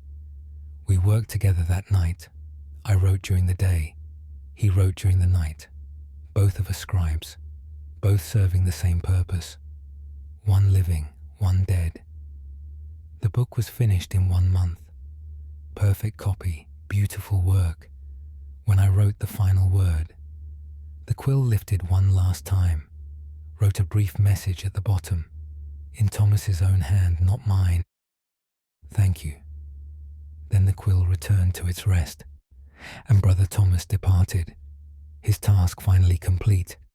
But now other books call to me, unfinished works from the library, started by scribes who died before their work was done. I hear them whispering, asking me to complete them, to lend my living hand, so their dead hands can finish what they began in life.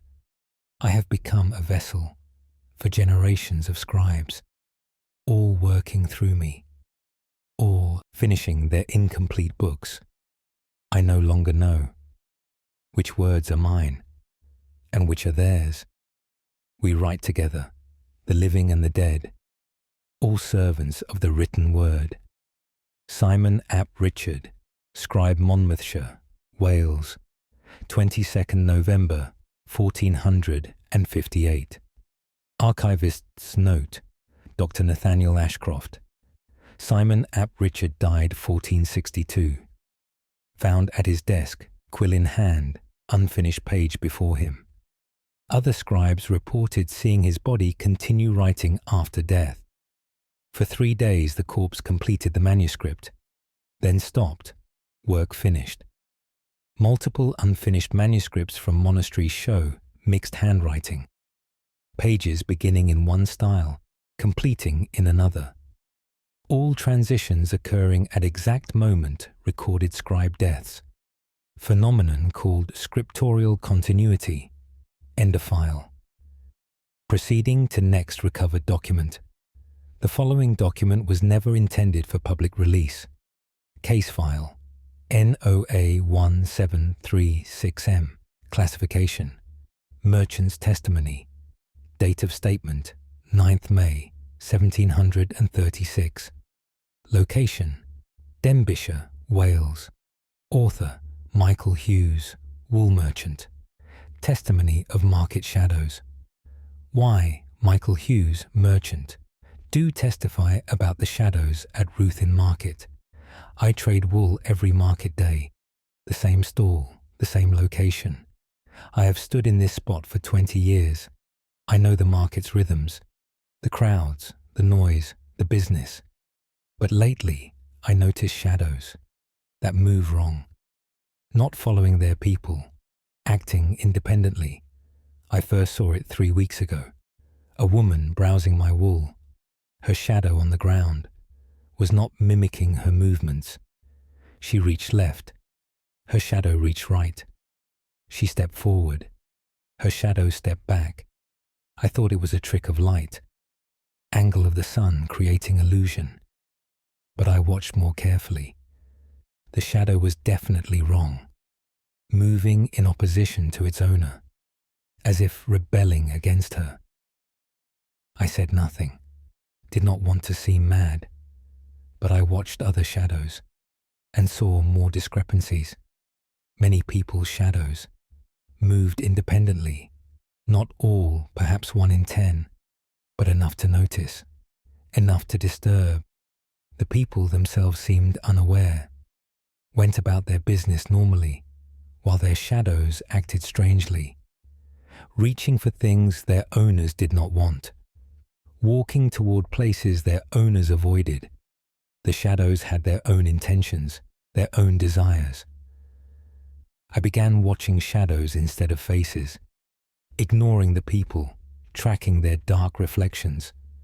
The shadows told a different story. A woman smiled at her husband. Her shadow cowered from his. A man laughed with friends.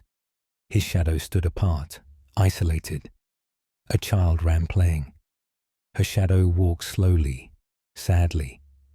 The shadows revealed truth, what people hid with expressions and words.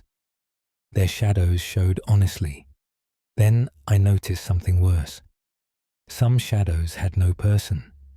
Empty shadows walking through the market. Dark forms on the ground.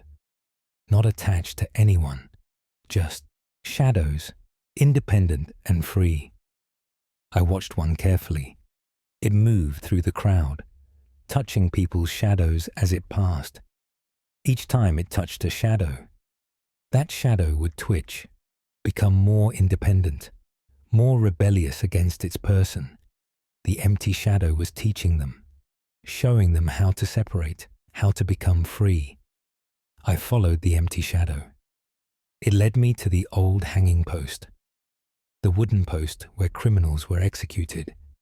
Centuries ago, before the market was built, the empty shadow stopped there and was joined by others.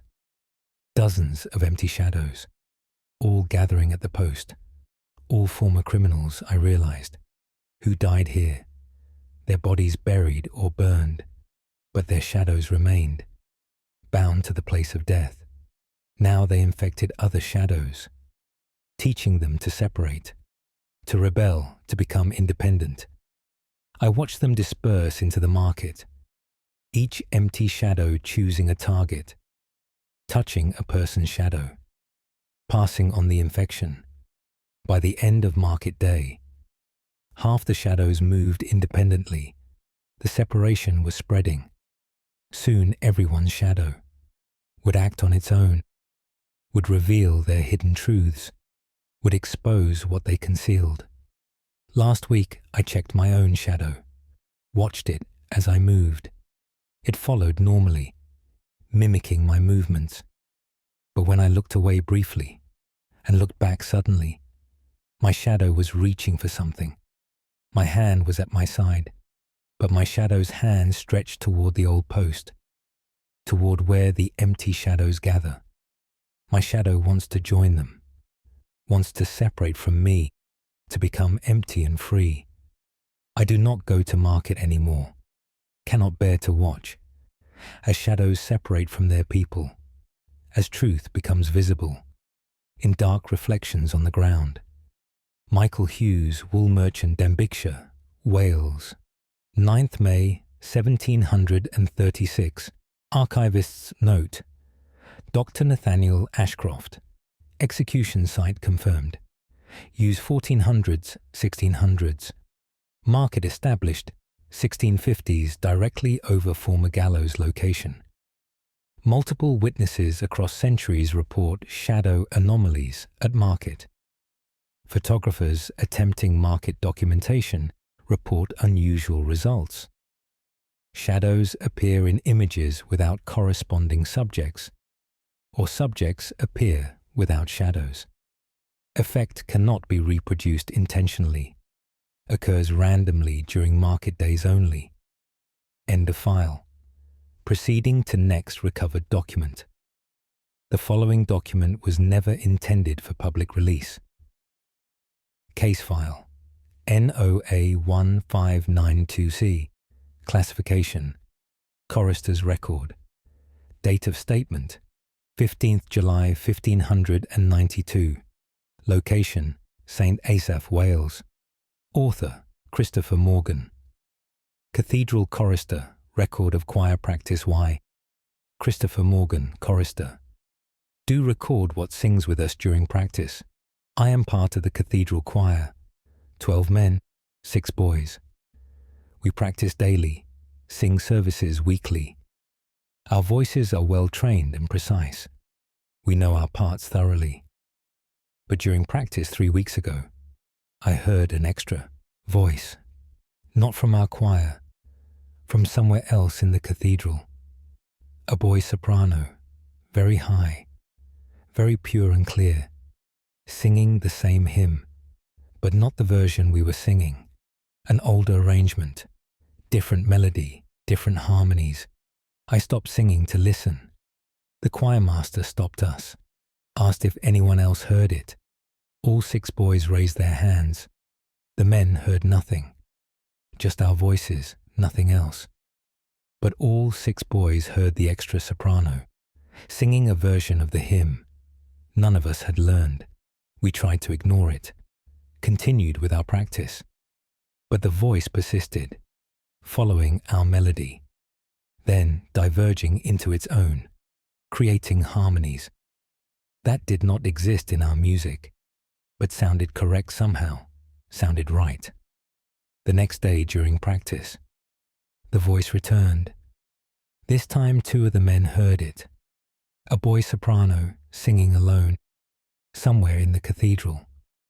The choir master searched the building, found no one. All 6 choir boys were present. No other children in the cathedral. Yet we heard a 7th voice, clear and beautiful, singing with us. The choir master consulted old records, found something disturbing.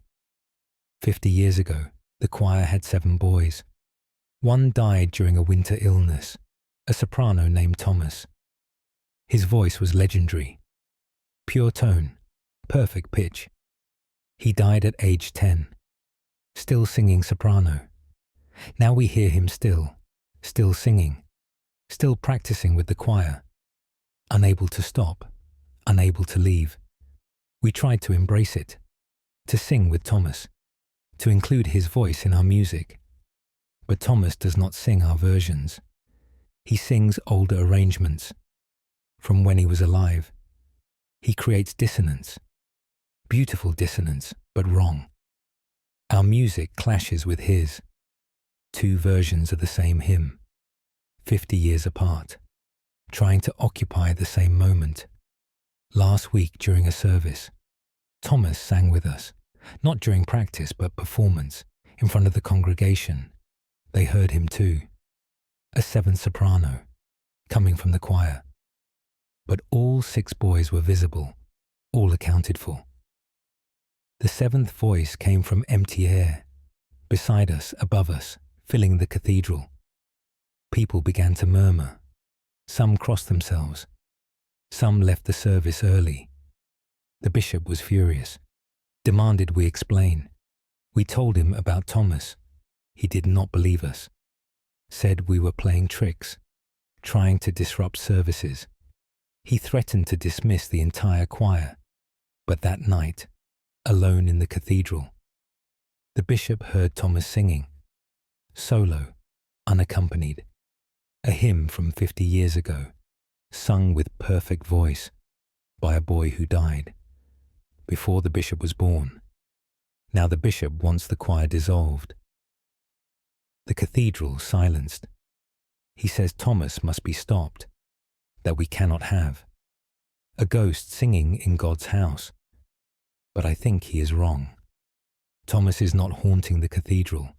He is serving it, still singing praises, still offering his voice in eternal worship. He cannot stop, because singing is what he was. Singing is what remains. His body is gone, but his voice continues, forever a boy soprano, forever serving God, in the only way he knows. Christopher Morgan, Cathedral Chorister, St. Asaph, Wales, 15th July 1592. Archivists note, Dr. Nathaniel Ashcroft choir continued until 1850s with reported 7th voice. Recordings made 1920s during architectural documentation. Analysis shows extra vocal track. Boy soprano, consistent with 16th century style. Cannot be explained as echo or recording artifact. Voice appears in every recording made in cathedral choir area. Modern cathedral maintains no boys' choir, adult voices only. 7th voice still recorded. Still soprano, still singing 16th century arrangements. End of file. Proceeding to next recovered document. The following document was never intended for public release. Case file NOA1347D. Classification: Drover's account. Date of statement: 24th of August, 1347. Location: Brecon Beacons, Wales. Author: Daniel Thomas, cattle drover. Account of Mountain Path 1, Daniel Thomas, drover. Do account for the path that appears at night. I drive cattle across Wales to English markets. The journey takes 2 weeks. I know every trail and path, every place to rest and water. I have walked these routes for 30 years, but last month I found a new path. Not new in construction, new in appearance. It was not there before.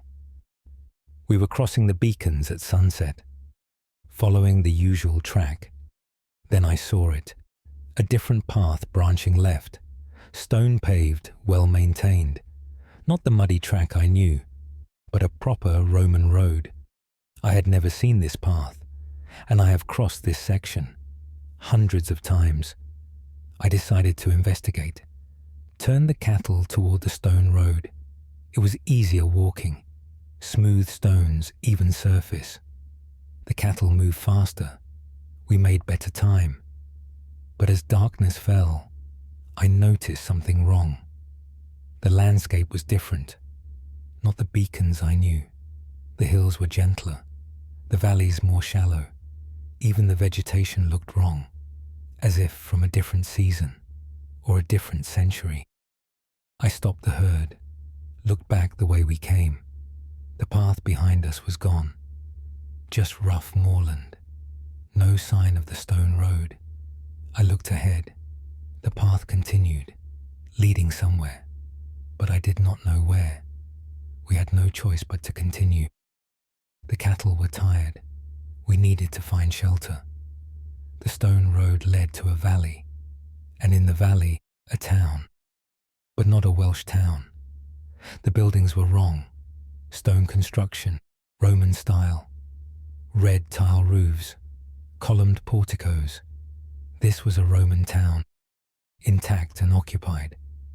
I saw people in the streets, wearing togas and tunics, speaking Latin, moving about their business, as if they had never left, as if Rome still ruled Britain. I approached carefully, leading the cattle slowly, trying not to draw attention.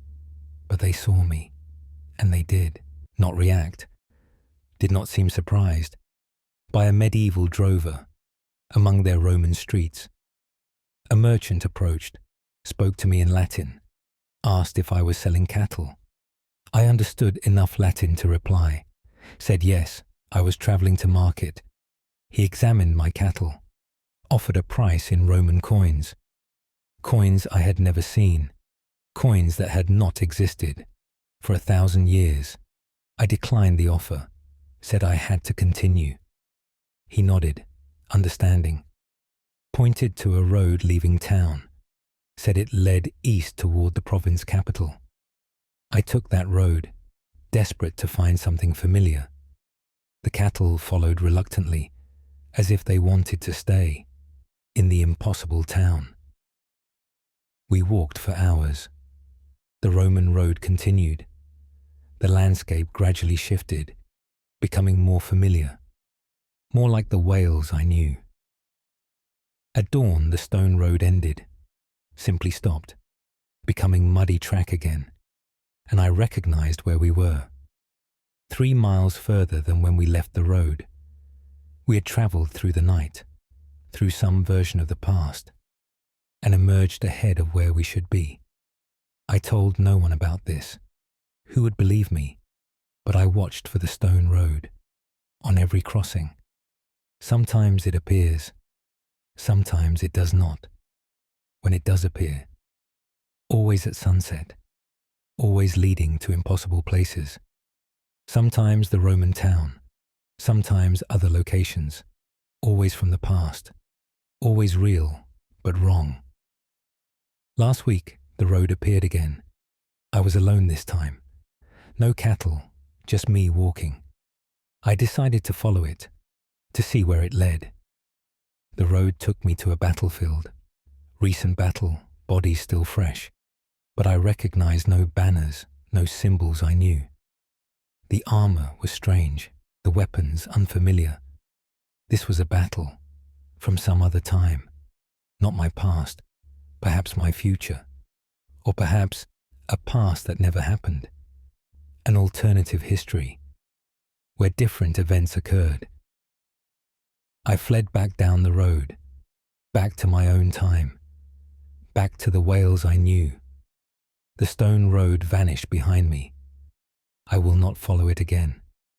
Some paths lead to places that should not be visited, times that should not be seen. I will stick to muddy tracks, to familiar routes, even if they are harder.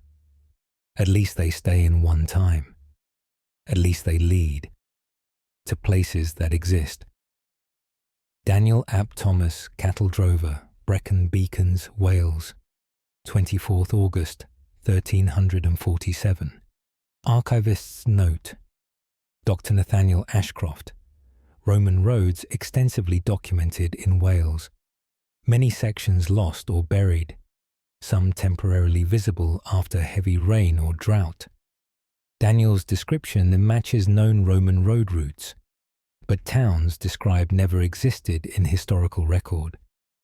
Archaeological surveys show no evidence of settlements. Modern hikers occasionally report temporary paths appearing at sunset, leading to unknown destinations, disappearing by dawn. GPS tracking fails on these paths. End of file. Proceeding to next recovered document. The following document was never intended for public release. Case file NOA 1658K. Classification. Keeper's Testament. Date of statement 2nd December 1658. Location Carmarthenshire, Wales.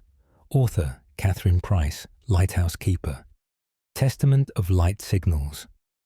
I, Catherine Price, Keeper of the Coastal Light, do testify about signals from the sea. My husband maintained this lighthouse for 20 years.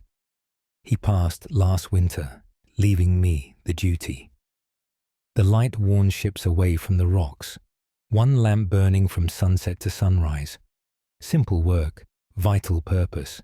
But 3 months ago, I began seeing answering lights, not from ships or shore, from beneath the water. The first time, I thought I imagined it. A glow beneath the waves, perhaps phosphorescent fish, but the light pulsed in rhythm. 3 flashes, pause, 3 flashes, repeating endlessly, as if signaling. I watched for an hour. The underwater light continued, always the same pattern. I marked the location against the rocks. The next night, 2 lights appeared, both beneath the waves, both signaling in patterns, different rhythms, different locations. The third night, 5 lights, each with its own pattern, each insisting on being seen. I told the harbour master. He sent men to investigate. They found nothing unusual, just deep water and rocks. But I see the lights every night. More appear each evening. Now 20 or more, all beneath the surface, all signalling upward. Last week, I tried responding. I signaled back with the lighthouse lamp.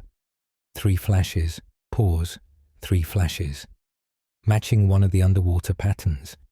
The lights changed immediately, all 20 synchronized, flashing together in unison, responding to my signal. They have been waiting for someone to acknowledge them, for someone to answer. Now they signal more urgently, faster patterns, more complex, as if trying to communicate. I do not understand their language, but I feel their desperation. They want something from me. They need something. Last night the patterns changed again, not random flashing anymore, but forming shapes, The lights arranged themselves, creating images beneath the water. I saw faces, dozens of faces made of light, looking up at me, all with mouths open, all drowning. These are the drowned, all who died in these waters. Sailors whose ships wrecked on the rocks, fishermen who fell overboard, children who wandered too close to the cliffs, all of them beneath the waves, all of them signaling, asking to be remembered, begging to be acknowledged. The harbour master wants me to stop the lighthouse, says I am becoming obsessed, that I see things that are not there. But the drowned are real, their lights prove it. Last night they formed words, letters of light beneath the water, spelling out messages. Help us, remember us, do not forget. I wrote their messages in my log. Every word they formed, building a record of the drowned, so they will be remembered. But today I saw something worse. Among the lights beneath the water, a new face forming, my husband's face. He drowned last winter, swept from the rocks during a storm. Body never recovered. Now he signals with the others, his face made of light. Looking up at me, asking to be remembered. But I never forgot him. I think of him every day, yet still he signals, still he asks, as if memory is not enough, as if they need something more. Tonight I will take the boat, row out to where they signal. Perhaps if I am closer, I can understand what they need. Perhaps I can help them. Or perhaps I will join them, add my light to theirs, signal from beneath the waves for the next keeper to see and wonder about. Catherine Price, Lighthouse Keeper, Carmarthenshire, Wales, 2nd December 1658. Archivist's note: Dr. Nathaniel Ashcroft. Catherine Price disappeared December 1658. Boat found empty, drifting near the rocks. Body never recovered. Lighthouse automated 1890s. Modern Coast Guard reports unexplained light phenomena at this location. Underwater lights appearing in organized patterns, especially during storms. No natural explanation confirmed. Area designated navigation hazard. End of file. Proceeding to next recovered document. The following document was never intended for public release. Case file NOA1419J. Classification: Judge's private notes. Date of statement: 19th March 1419. Location: Flintshire, Wales. Author: Sir John Weston, Magistrate. Private notes on trial evidence. I, Sir John Weston, Magistrate, do record evidence that should not exist. I preside over criminal trials, theft, assault, disputes, standard legal matters. Evidence is presented, testimony heard. I render judgment based on facts. But last month, a trial brought evidence that defied explanation. A man accused of murder. The victim's body found in the river. Multiple witnesses placed the accused near the scene. Strong case, likely conviction. But the accused claimed innocence, said he was elsewhere, could not prove it, had no alibi. The victim's widow brought evidence. A piece of cloth torn from the accused's coat, found in her husband's hand. He had clutched it as he died. The accused went pale, said he had never seen that cloth. His coat had no tears. I examined both. The cloth matched the coat exactly. Same weave, same colour. But the coat showed no damage, no tear where the cloth came from. I ordered the accused to remove his coat. We examined it thoroughly. Every seam, every inch of fabric. No tears, no missing pieces. Yet the cloth matched perfectly. I was about to dismiss the evidence when the widow spoke. She said the cloth was evidence from the future, that it came from a coat not yet torn, from a crime not yet committed. I thought her mad with grief, but she insisted I test her claim. She said the accused would tear his coat within 1 week in the exact spot that matched the cloth, creating the evidence retroactively.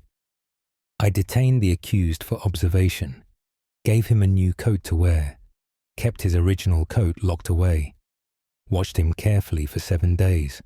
On the 6th day, he fought with another prisoner. They tore at each other's clothing. The accused's new coat ripped in the exact location that matched the cloth from the victim's hand. Same tear, same place. The cloth had come from the future, had travelled backward through time to prove guilt before the crime was complete. I examined this impossibility, consulted scholars and clergy. None could explain it. Evidence from the future, proving a murder that had happened, using proof that did not yet exist, but would exist, would be created inevitably. I convicted the accused, not based on the cloth from the victim, but on the inevitability it proved. If the evidence existed from the future, then the future was fixed, the crime determined, the guilt absolute. The accused was hanged. I kept the cloth and coat, locked them in my chambers. They still match perfectly.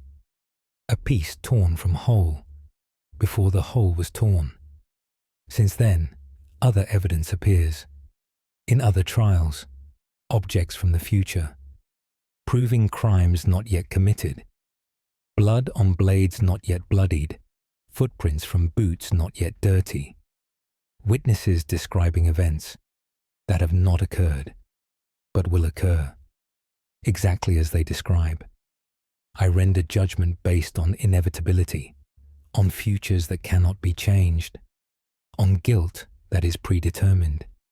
Some call me the future judge, say I convict based on prophecy, not evidence. But I have learned, the future is evidence, the strongest kind. It cannot lie, cannot be contradicted. What will happen has happened, in the only sense that matters. 3 days ago, new evidence appeared. In a trial where I am the accused, someone brought cloth from my robes, torn and bloodied. They say it comes from the future. From robes I have not yet torn. From blood I have not yet spilled. They say it proves I will commit murder within 1 month. The evidence exists, therefore the crime will happen. I am guilty of something I have not yet done. By my own logic, I must convict myself, must sentence myself, based on inevitable future. I do not know who I will kill or why, but the evidence says I will, and evidence from the future is never wrong. Sir John Weston, Magistrate Flintshire, Wales, 19th March, 1419. Archivist's note. Dr. Nathaniel Ashcroft, Sir John Weston, died April 1419. Killed another man in self-defense during attempted robbery. His robes were torn and bloodied in the altercation. Exact match to evidence presented 1 month earlier. Death ruled justified. No murder charges filed. Future evidence proved accurate but incomplete. Showed outcome, not context. Phenomenon called temporal evidence, documented in multiple medieval courts. Always accurate regarding event, rarely accurate regarding circumstances. End of file. Proceeding to next recovered document. The following document was never intended for public release. Case file NOA1286, A classification, Apiarist's record. Date of statement 27th May 1286. Location Gwynedd, Wales. Author Alice the Beekeeper. Record of hive communication. I, Alice the beekeeper, do record what the bees tell me. I maintain 30 hives, producing honey and wax for the village. I learned beekeeping from my mother, who learned from hers. Our family has kept bees for generations. We understand their ways, their seasons, their needs. But my bees have begun speaking, not buzzing, but speaking. In words I can understand. It started last spring. I was collecting honey from the oldest hive. The bees swarmed around me peacefully. They never sting me. We have an understanding. But as I worked, I heard whispers. Many small voices, speaking together. I thought it was wind in the trees, but the voices formed words, Welsh words, clear and precise. The summer will be cold. The flowers will fail. Prepare for hunger. I looked at the hive. The bees covered the entrance, thousands of them, all facing me, all perfectly still, as if waiting for my response. I asked if they were speaking to me. The whispers answered, yes, we see what comes. We know the seasons. We remember all summers. This one will be wrong. I told no one, thought perhaps I had imagined it. But that summer was indeed cold. Flowers bloomed poorly. The harvest failed. We faced hunger as the bees predicted. The next spring, the bees spoke again. A child will drown. In the miller's pond. On the third Sunday after Easter. I went to the miller, warned him to watch his children. He dismissed me as a fool, said his children could swim. On the third Sunday after Easter, his youngest daughter fell in the pond, drowned before anyone could reach her. The bees had warned me, but I could not prevent it. Now the bees speak regularly, telling me what will happen. Deaths and births, storms and droughts, visitors coming from afar, all of it accurate, all of it inevitable. The village learned I have knowledge. They come asking questions.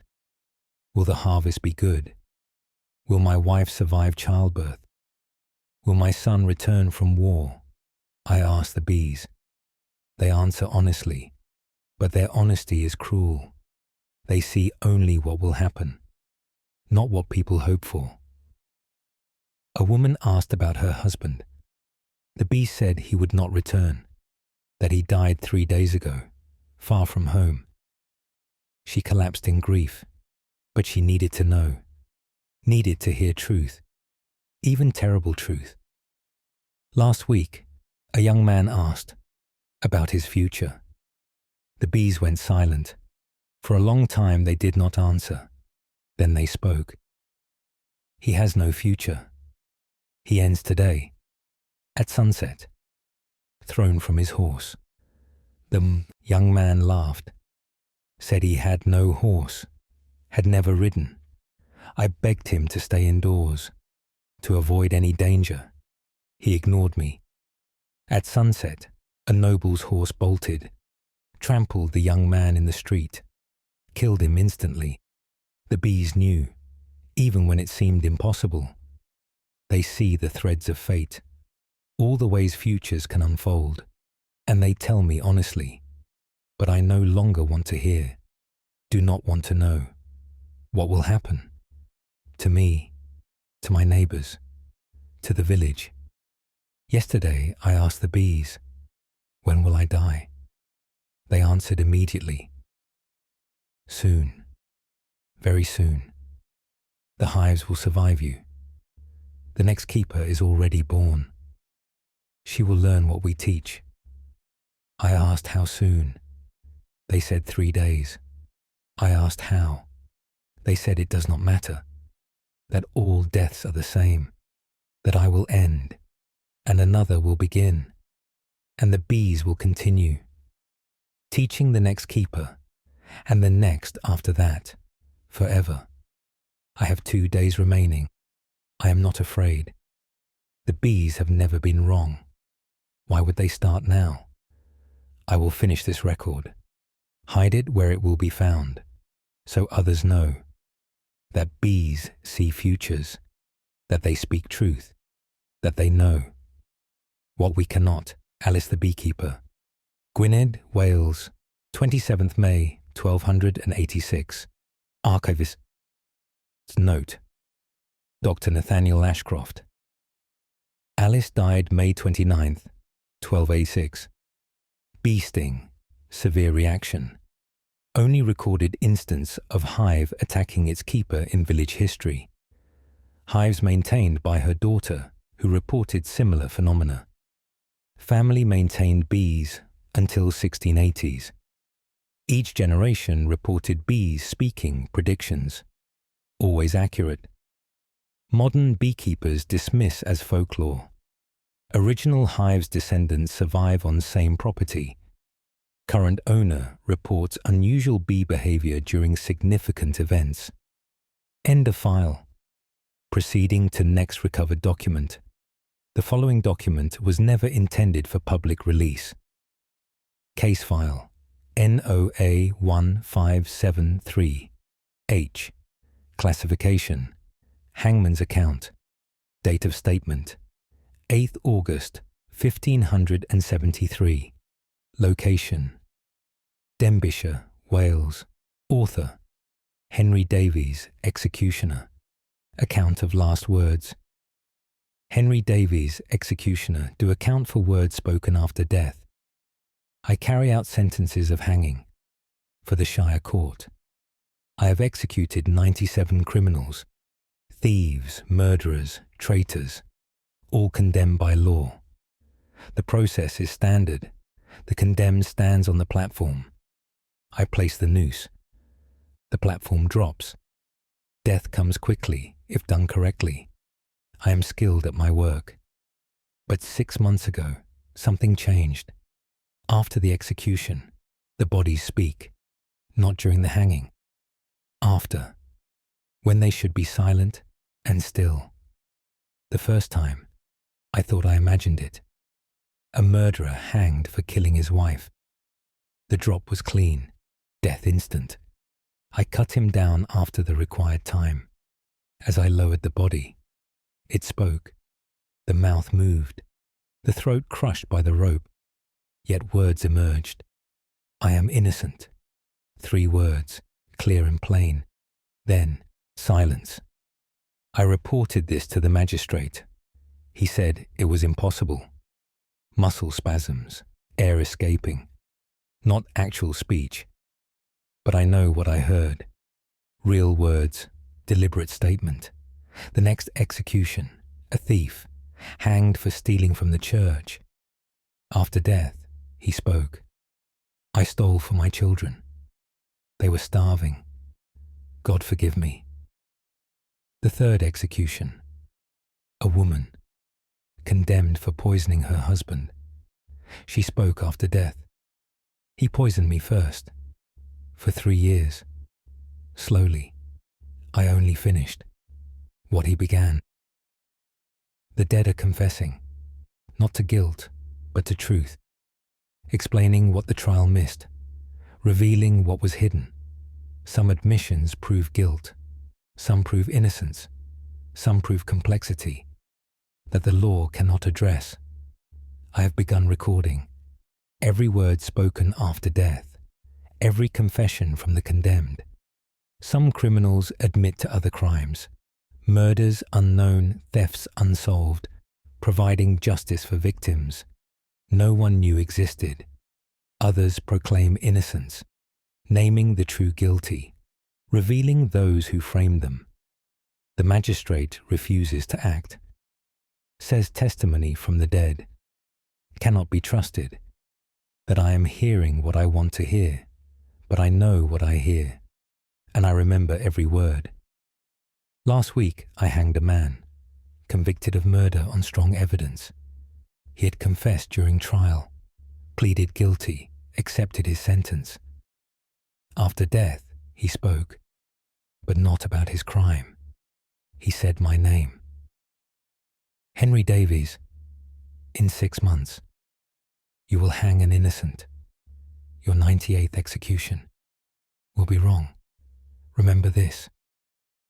I asked the corpse which innocent I would hang, but it said no more, just my name and the warning. In 6 months, I will execute someone who does not deserve death, and I will not know until after, when they speak their final words and reveal the truth. Too late. I have considered refusing further work, walking away from this duty, but someone must do it, and if I leave, who will hear the confessions? Who will record the truth that emerges only after death? I must continue, must document every word, must bear witness to what the condemned reveal when they can no longer lie, when the rope has freed their tongues from the constraints of survival. My 98th execution is scheduled for next month. A woman accused of killing her child. She claims innocence, but the evidence is strong. Is she the one, the innocent I was warned about? Or is it someone else? Someone not yet arrested? Someone not yet accused? I do not know. I will not know until I hear her final words after the drop, after death, when truth is all that remains. Henry Davies, executioner, Denbighshire, Wales, 8th August 1573. Archivist's note. Dr. Nathaniel Ashcroft. Henry Davies's execution records survive. Contains 104 entries, each with final words transcribed. Multiple entries confirmed through other evidence. Crimes previously unknown solved through testimony. Innocence claimed in 12 cases. Modern review of these cases suggests wrongful convictions likely in 9. Henry Davies died 1580. Cause unrecorded. Final entry in his journal. I was warned. I did not listen. Her words haunt me still. End of file. Proceeding to next recovered document. The following document was never intended for public release. Case file. NOA 174-2S. Classification. Surgeon's notes. Date of statement. 14th February 1742. Location. Pembrokeshire, Wales. Author. Dr. Samuel Price. Surgeon Medical Notes on Living Corpses. Why? Dr. Samuel Price, surgeon. Do record an impossible medical condition. 3 patients have come to me, all suffering the same affliction. They claim to be dead, not dying, but already dead. Their bodies continue functioning, hearts beating, lungs breathing, but they insist they are corpses. The first was a farmer. Came to my surgery in distress, said he died 3 days ago, that his body had not realized yet. I examined him thoroughly. He was healthy and alive. Normal pulse, clear breathing, no signs of illness or injury, but he was convinced. He said he remembered dying, falling from his barn, his neck breaking on impact. He recalled the moment of death, the sensation of leaving his body, looking down at his corpse. Then nothing, then waking in his bed, as if the fall never happened. But he knew it had. He remembered dying.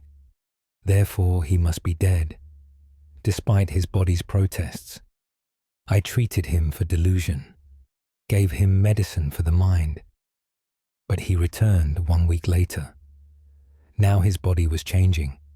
His skin had grayed, his temperature dropped, his heartbeat slowed, as if his body was finally accepting what his mind knew, that he was dead. The second patient, a young woman. Same condition, same certainty. She said she drowned 3 weeks ago in the river, remembered the water filling her lungs, the darkness closing in, the final moment of life. Then waking on the riverbank, wet and cold but breathing, her body alive, though she was certain she had died. I examined her, found water in her lungs, not much, but present, as if she had drowned, but recovered impossibly. She was deteriorating rapidly, skin turning blue, breath coming in gasps, as if drowning again, but slowly this time, over weeks instead of minutes. The third patient disturbed me most, a child of 10 years. He said he burned in a house fire, felt the flames consume him, felt his skin blacken and peel, felt death take him, then woke unharmed, in his bed, unburned. But knowing he had died, now his skin shows burns, appearing day by day, starting at his extremities, working inward toward the heart, as if the fire is catching up to him, burning him slowly, in the afterlife. All three are dying, but they are already dead, killed by events that happened, but did not happen, deaths they remember, but survived. Now their bodies catch up to where their minds went, completing deaths that were interrupted. I have no cure for this. No medicine treats death. No surgery repairs a body that knows it has ended. I can only watch as they deteriorate, as their remembered deaths become real deaths, as mind and body align in the only way possible, through completion. The farmer died last week, broken neck, exactly as he remembered, but he survived the fall, lived 3 more weeks before his body broke, in the same place, from nothing. The young woman died yesterday, drowned in her bed, water flooding her lungs. Though her room was dry, she drowned in memory. In the death she escaped. The child still lives, but burns spread daily, invisible flames consuming him. He screams at night, feeling the fire that no one else can see. I sit with him, offering what comfort I can, but I cannot save him, cannot prevent a death that already occurred, just hasn't finished yet. 3 patients, 3 impossible deaths, 3 people who survived, but could not escape what they had already experienced.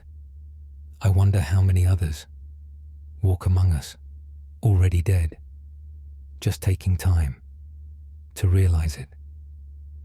Dr. Samuel Price, Surgeon, Pembrokeshire, Wales, 14 February 1742. Archivist's note, Dr. Nathaniel Ashcroft. Condition resembles Cotard's delusion, identified 1880s. Belief 1 is dead despite living, usually psychiatric disorder. These 3 cases unique.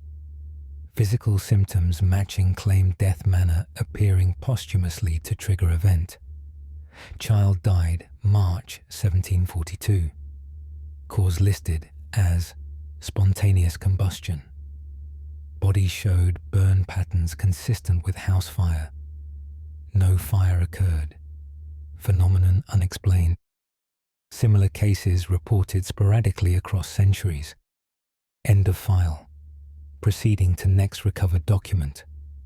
The following document was never intended for public release. Case file NOA 1369. R classification. Ratcatcher's testimony. Date of statement 30th October 1369. Location Monmouthshire, Wales. Author Robin the Ratcatcher. Testimony of unusual infestation. I, Robin the Ratcatcher, do testify about rats that should not exist. I control vermin throughout the Shire, using traps, poison, and trained dogs. I know rats intimately, their habits, their patterns, how they think, where they hide. But last month I encountered rats that behave impossibly. A merchant hired me. His warehouse was infested. Rats in the grain stores. Dozens of them, perhaps hundreds. I set traps and poison. The usual methods. Returned next morning to check results.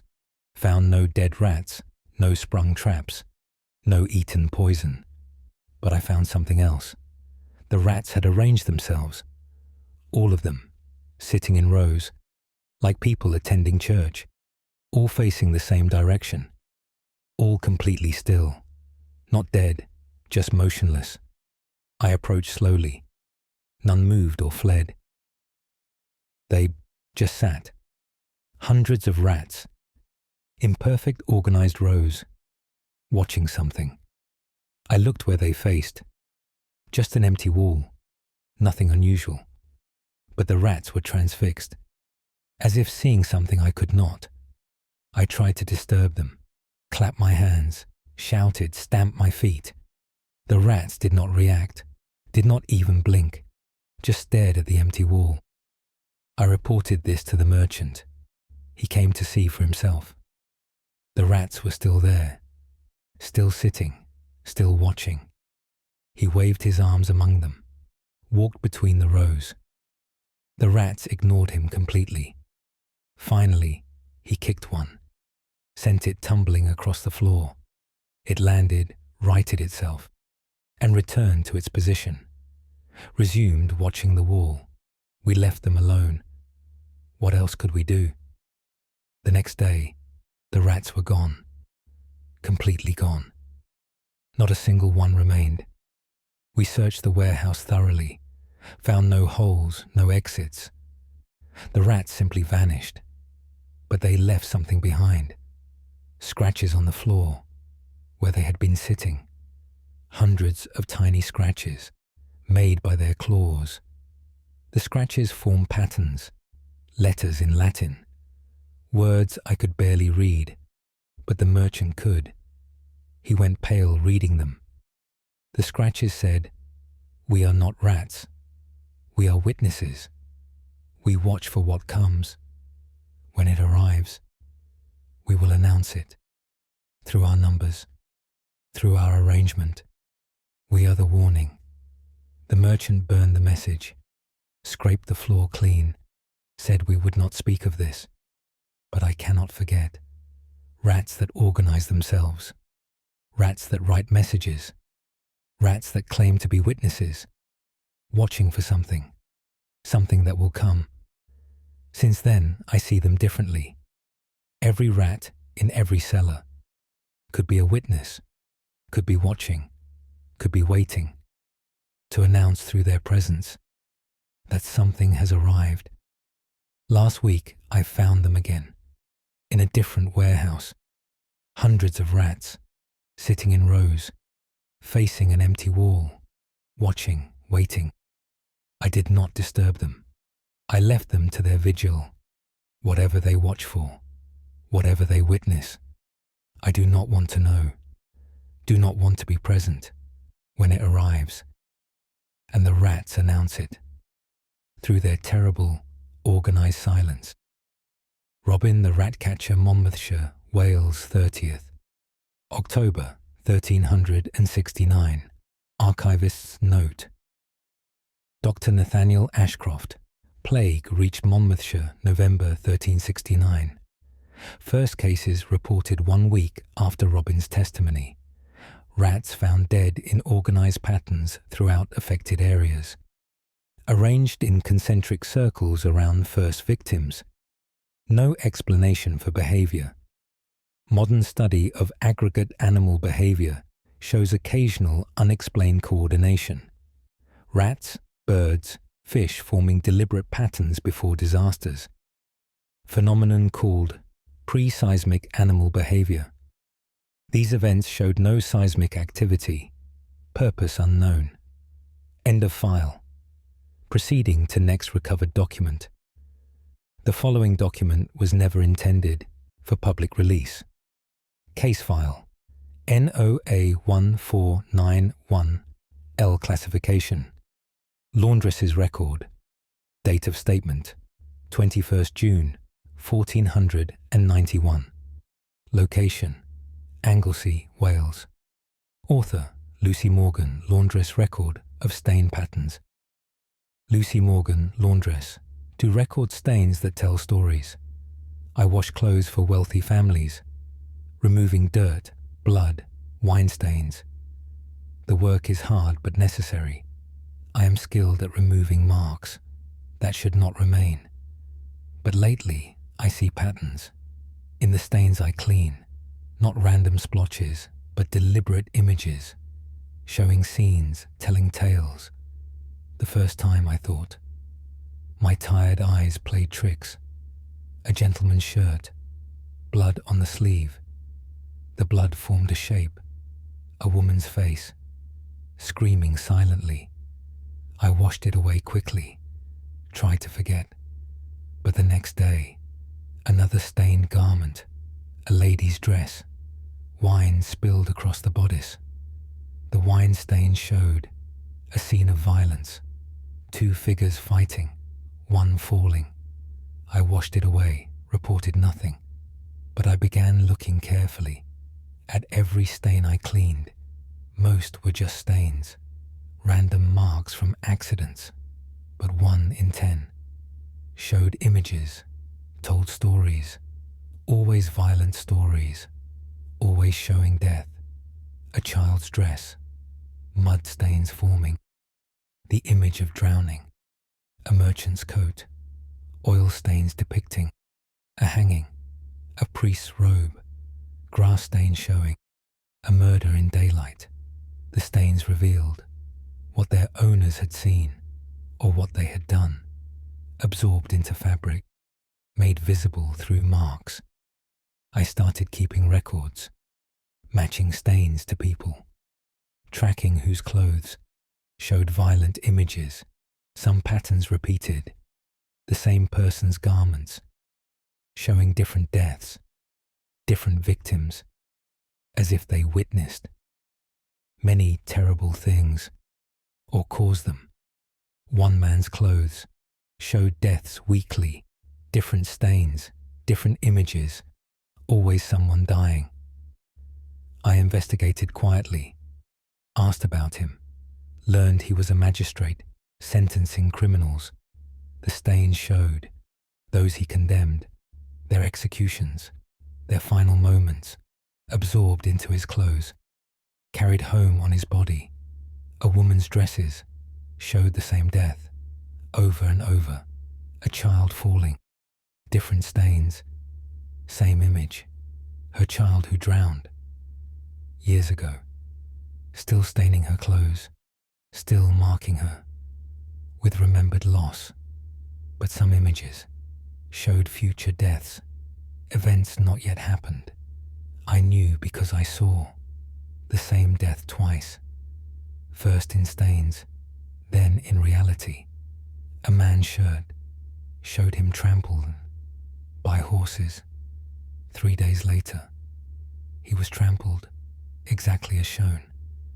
The stains predicted what would come. I tried warning people when their clothes showed their deaths, but they thought me mad, just a laundress, seeing things in stains.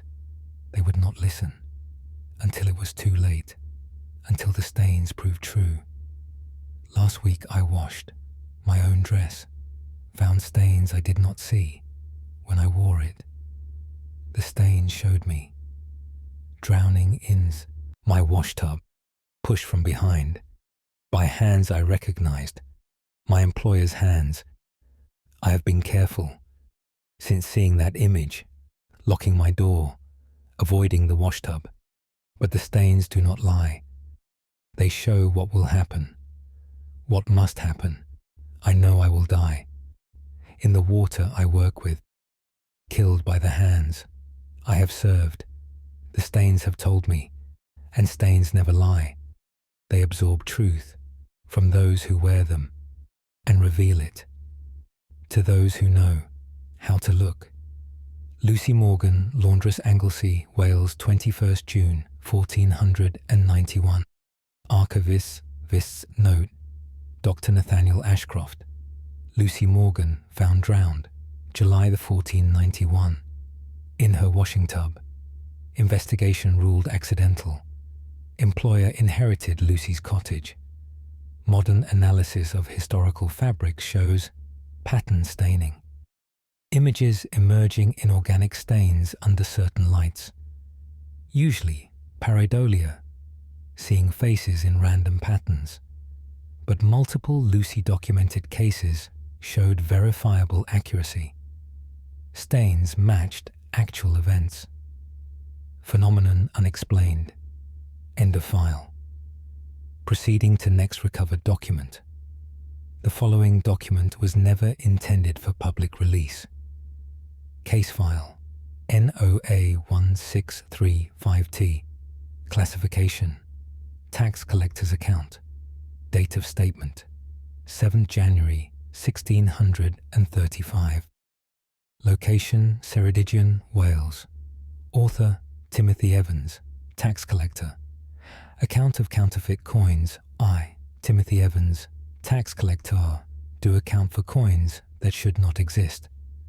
I collect taxes throughout the Shire, accepting payment in coin or goods. I know currency thoroughly, can identify counterfeit easily, by weight, sound, appearance. But last month I began receiving coins that are both real and impossible. The first was a silver penny, proper weight, correct markings, but dated 30 years in the future, year of our Lord 1665. I examined it carefully, not counterfeit, genuine mint work, but dated impossibly, 30 years from now. I kept it separately, assumed it was misdated, an error at the mint, but more appeared. Different years, all future. Some decades ahead, some centuries. All genuine coins, all from times not yet come. I reported this to the sheriff. He examined the coins, agreed they appeared real, but dismissed the dates, said they must be counterfeits. Clever ones, but fake. He ordered me to refuse them, to demand proper currency. But the coins kept coming, more each week. Different people bringing them. None knew where they obtained them. Said they found them in old purses under floors, mixed with regular coins.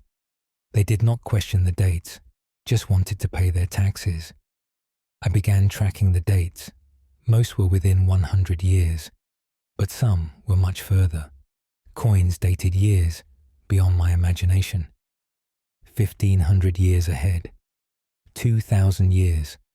All genuine in appearance. All properly minted. All impossible. Then I noticed something else. The coins showed events. Not deliberately, but in wear. Old coins show their history through scratches and marks. These future coins showed future wear.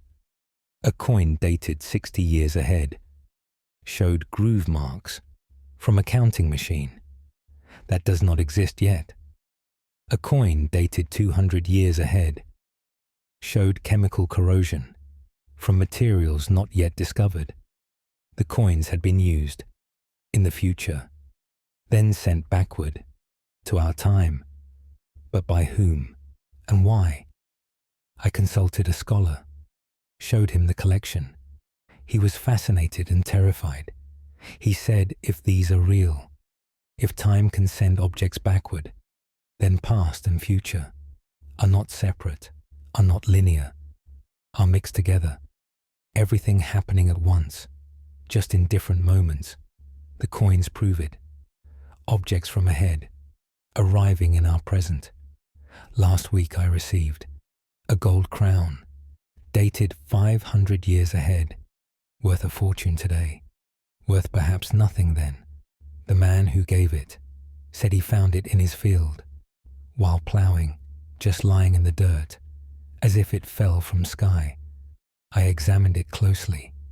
The gold showed strange marks, not wear from hands, but exposure to something. That does not exist. Some future force that aged the metal in ways I cannot identify. The scholar says, we should bury these coins, return them to earth, let future find them again, as they were meant to, creating a loop that has no beginning. But I cannot. I keep collecting them, documenting each one, building evidence. That time is not what we think. That future exists as solidly as past, and sometimes the boundary between them becomes thin enough for objects to pass through, for coins to travel backward into our hands, proving that ahead is also behind. Timothy Evans, tax collector, Ceredigion, Wales, 7th January 1635. Archivists archivist note. Dr. Nathaniel Ashcroft collection never recovered. Timothy Evans disappeared 1636. No trace found. Modern coin hoards occasionally contain anachronistic pieces, coins dated later than burial date, usually attributed to dating errors or hoax, but some show metallurgical properties inconsistent with claim period. Chemical composition matches future technology not available during manufacturing date. Phenomenon called numismatic displacement. No accepted explanation. End of file. Proceeding to next recovered document. The following document was never intended for public release. Case file NOA 1528W classification. Washerwoman's testament. Date of statement 11th November 1528. Location Gwent, Wales. Author Winifred Thomas, washerwoman. Testament of river dead. I, Winifred Thomas, washerwoman, do testify about the dead who helped me work. I wash clothes in the river for families who can afford. The work is hard and cold, especially in winter. My hands ache constantly, but I have help now.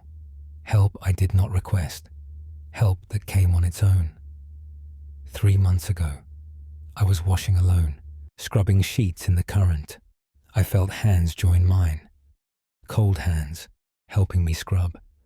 I looked up startled, saw no one beside me, just empty air, but the hands continued, working the fabric, helping me clean. I did not run, did not scream, just accepted the help and finished my work, twice as fast. The next day, the hands returned, again helping, again invisible. This continued daily, more hands joining, each day more help. Now I have dozens, invisible assistants, all working in the river, all scrubbing and rinsing, all helping me complete my work. I asked the priest about invisible helpers. He said to pray for protection, to refuse their aid.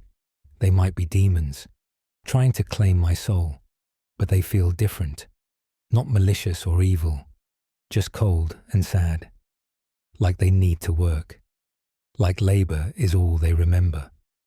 I researched the river's history, found something disturbing. 50 years ago, 7 washerwomen drowned here. Flash flood during a storm, all of them working. When the water rose, all swept away. Bodies found downstream. Now they have returned to the work they died doing, still washing, still scrubbing, still trying to finish. Tasks that were interrupted. I tried speaking to them, thanking them for help. They do not respond, just continue working, methodically, endlessly. They need to complete what they could not finish. Last week something changed. I brought sheets to wash. The hands did not help. Instead they grabbed, pulled at my clothes, tried to drag me into deeper water.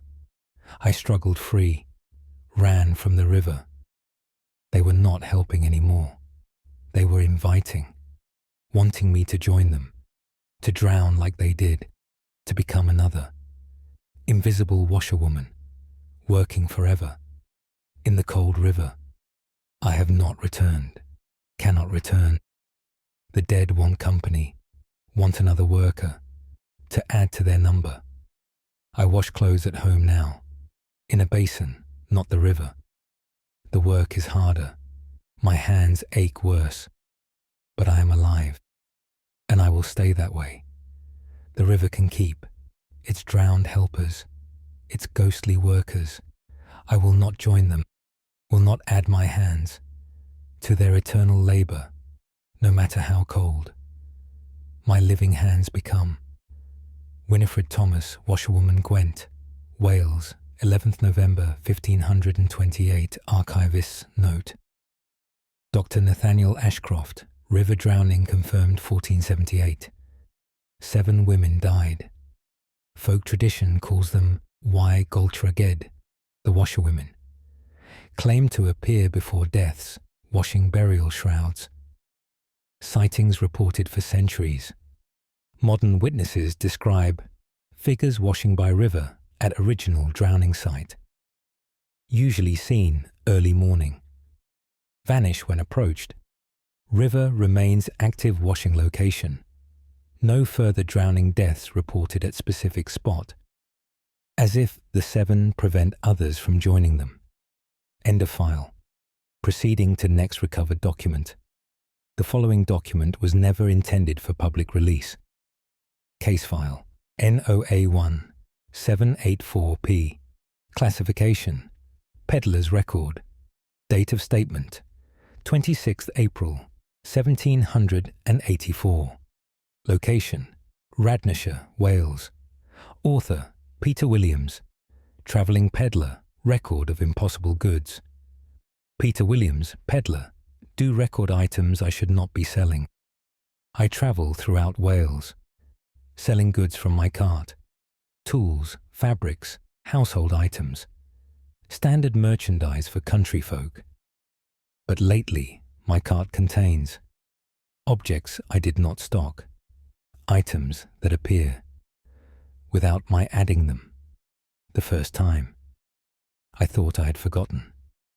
Packing some odd thing, a metal tool, I did not recognize. Strange design, unfamiliar purpose. A farmer bought it, said it was perfect, for a task I did not know existed. More items appeared, different each week, always unusual, always purchased eagerly, by customers who seemed to be expecting them. A woman bought, fabric of strange weave, material I never saw before, soft but strong. She said her grandmother described such cloth. In old family stories, cloth that came from nowhere, then vanished into nowhere. A child bought, a toy that moved, without winding, without mechanism, just moving on its own. I tried to stop him, said it might be dangerous. His mother insisted, said her mother had such a toy, given by the peddler, 50 years ago, the same peddler.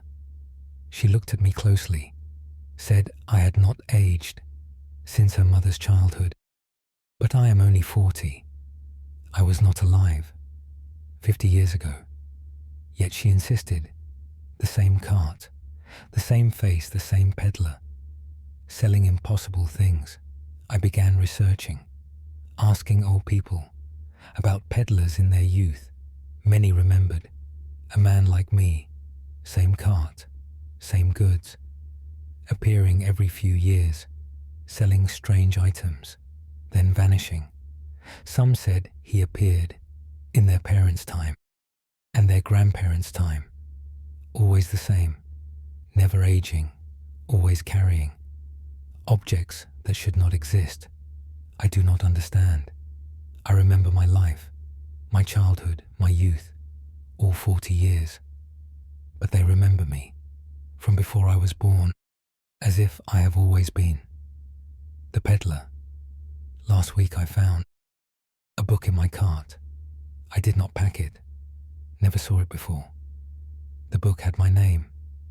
Peter Williams, peddler. I opened it, found dates and records, my travels, my sales, going back 200 years. The same name, the same cart, the same route, different handwriting, but claiming to be me, all claiming to be me. Different versions, different centuries, all peddlers named Peter Williams, all selling impossible goods, all travelling the same roads, as if we are one person, spread across time, all occupying the same role, the same purpose. I am afraid to continue, afraid to learn what I really am, whether I am the original or just another copy, another Peter Williams, appearing in his time to sell strange goods and vanish again. But I cannot stop, cannot abandon the cart and the route. Something compels me to continue travelling, to keep selling, to maintain the pattern that has continued for centuries, whether I want to or not. Peter Williams, Peddler, Radnorshire, Wales, 26th April, 1784. Archivist's note: Dr. Nathaniel Ashcroft.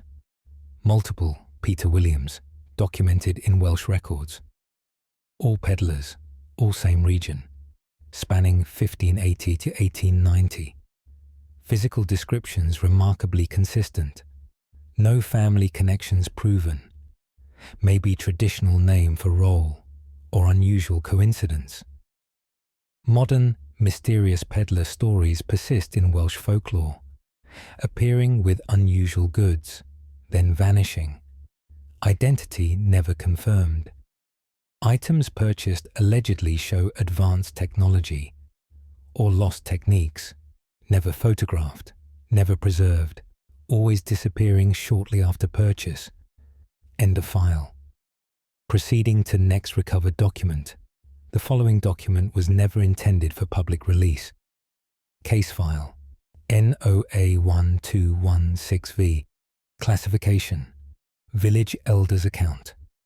Date of statement: 31st December 1216. Location: Montgomeryshire, Wales.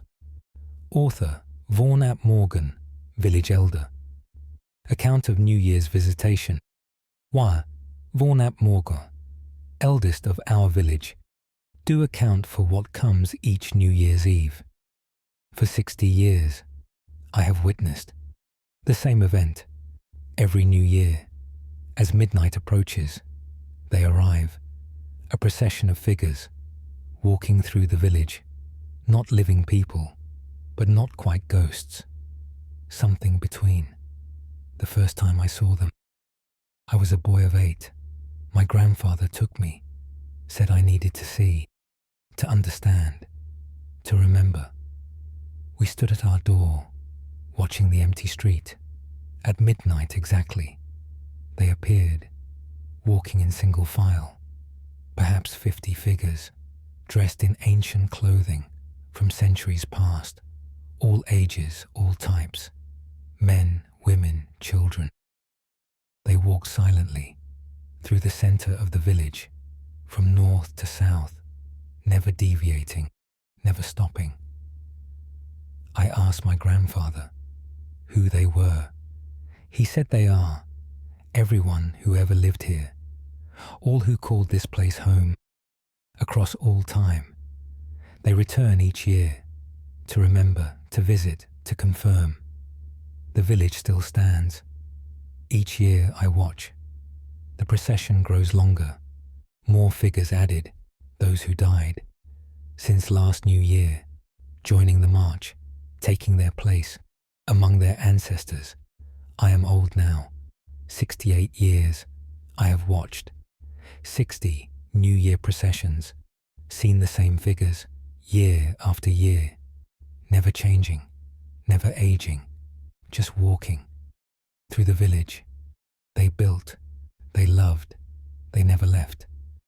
This year will be my last watching. I feel it, in my bones. Next year, I will walk with the procession, join the figures who return each midnight to visit their village, to remember their home. My grandson stands beside me. He is 8 years old, same age I was when I first watched. I tell him what my grandfather told me, that he must watch every year, must remember. Who walks through must know that death does not sever the bond to home, that all who lived here return each year for one night, one procession, one silent reminder that the village belongs to more than the living, belongs to all, whoever called it home. Across all centuries, the procession passes. I count the figures, more than last year. 7 new additions, 7 who died, 7 who now join the yearly return. My grandson asks if he will see me next year, walking with them. I tell him yes, I will be there, at the front, leading the procession, as the eldest should, as all eldest do. When their time comes, he cries, but I'm not sad. Death is just joining a different group of neighbours, still visiting, still present, just less frequently.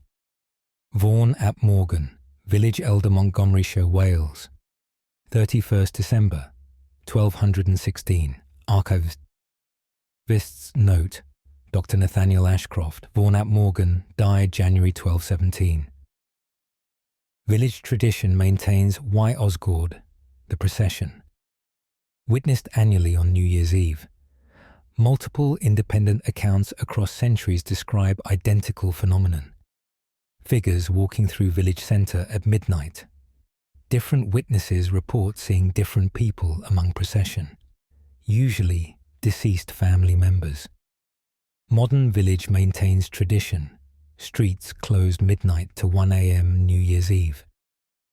For the procession, traffic accidents decline to 0 during this hour, as if something prevents vehicles from entering, maintaining clear path for yearly march. End of file. Case closed to public record. The original document remains sealed within the vaults of the British Museum. The NOA archive remains committed to documenting phenomena that defy conventional understanding. These cases are submitted for academic review and further investigation. Further access requires written authorization or curiosity strong enough to ignore the warnings. Until next time, these are the National Occult Archives.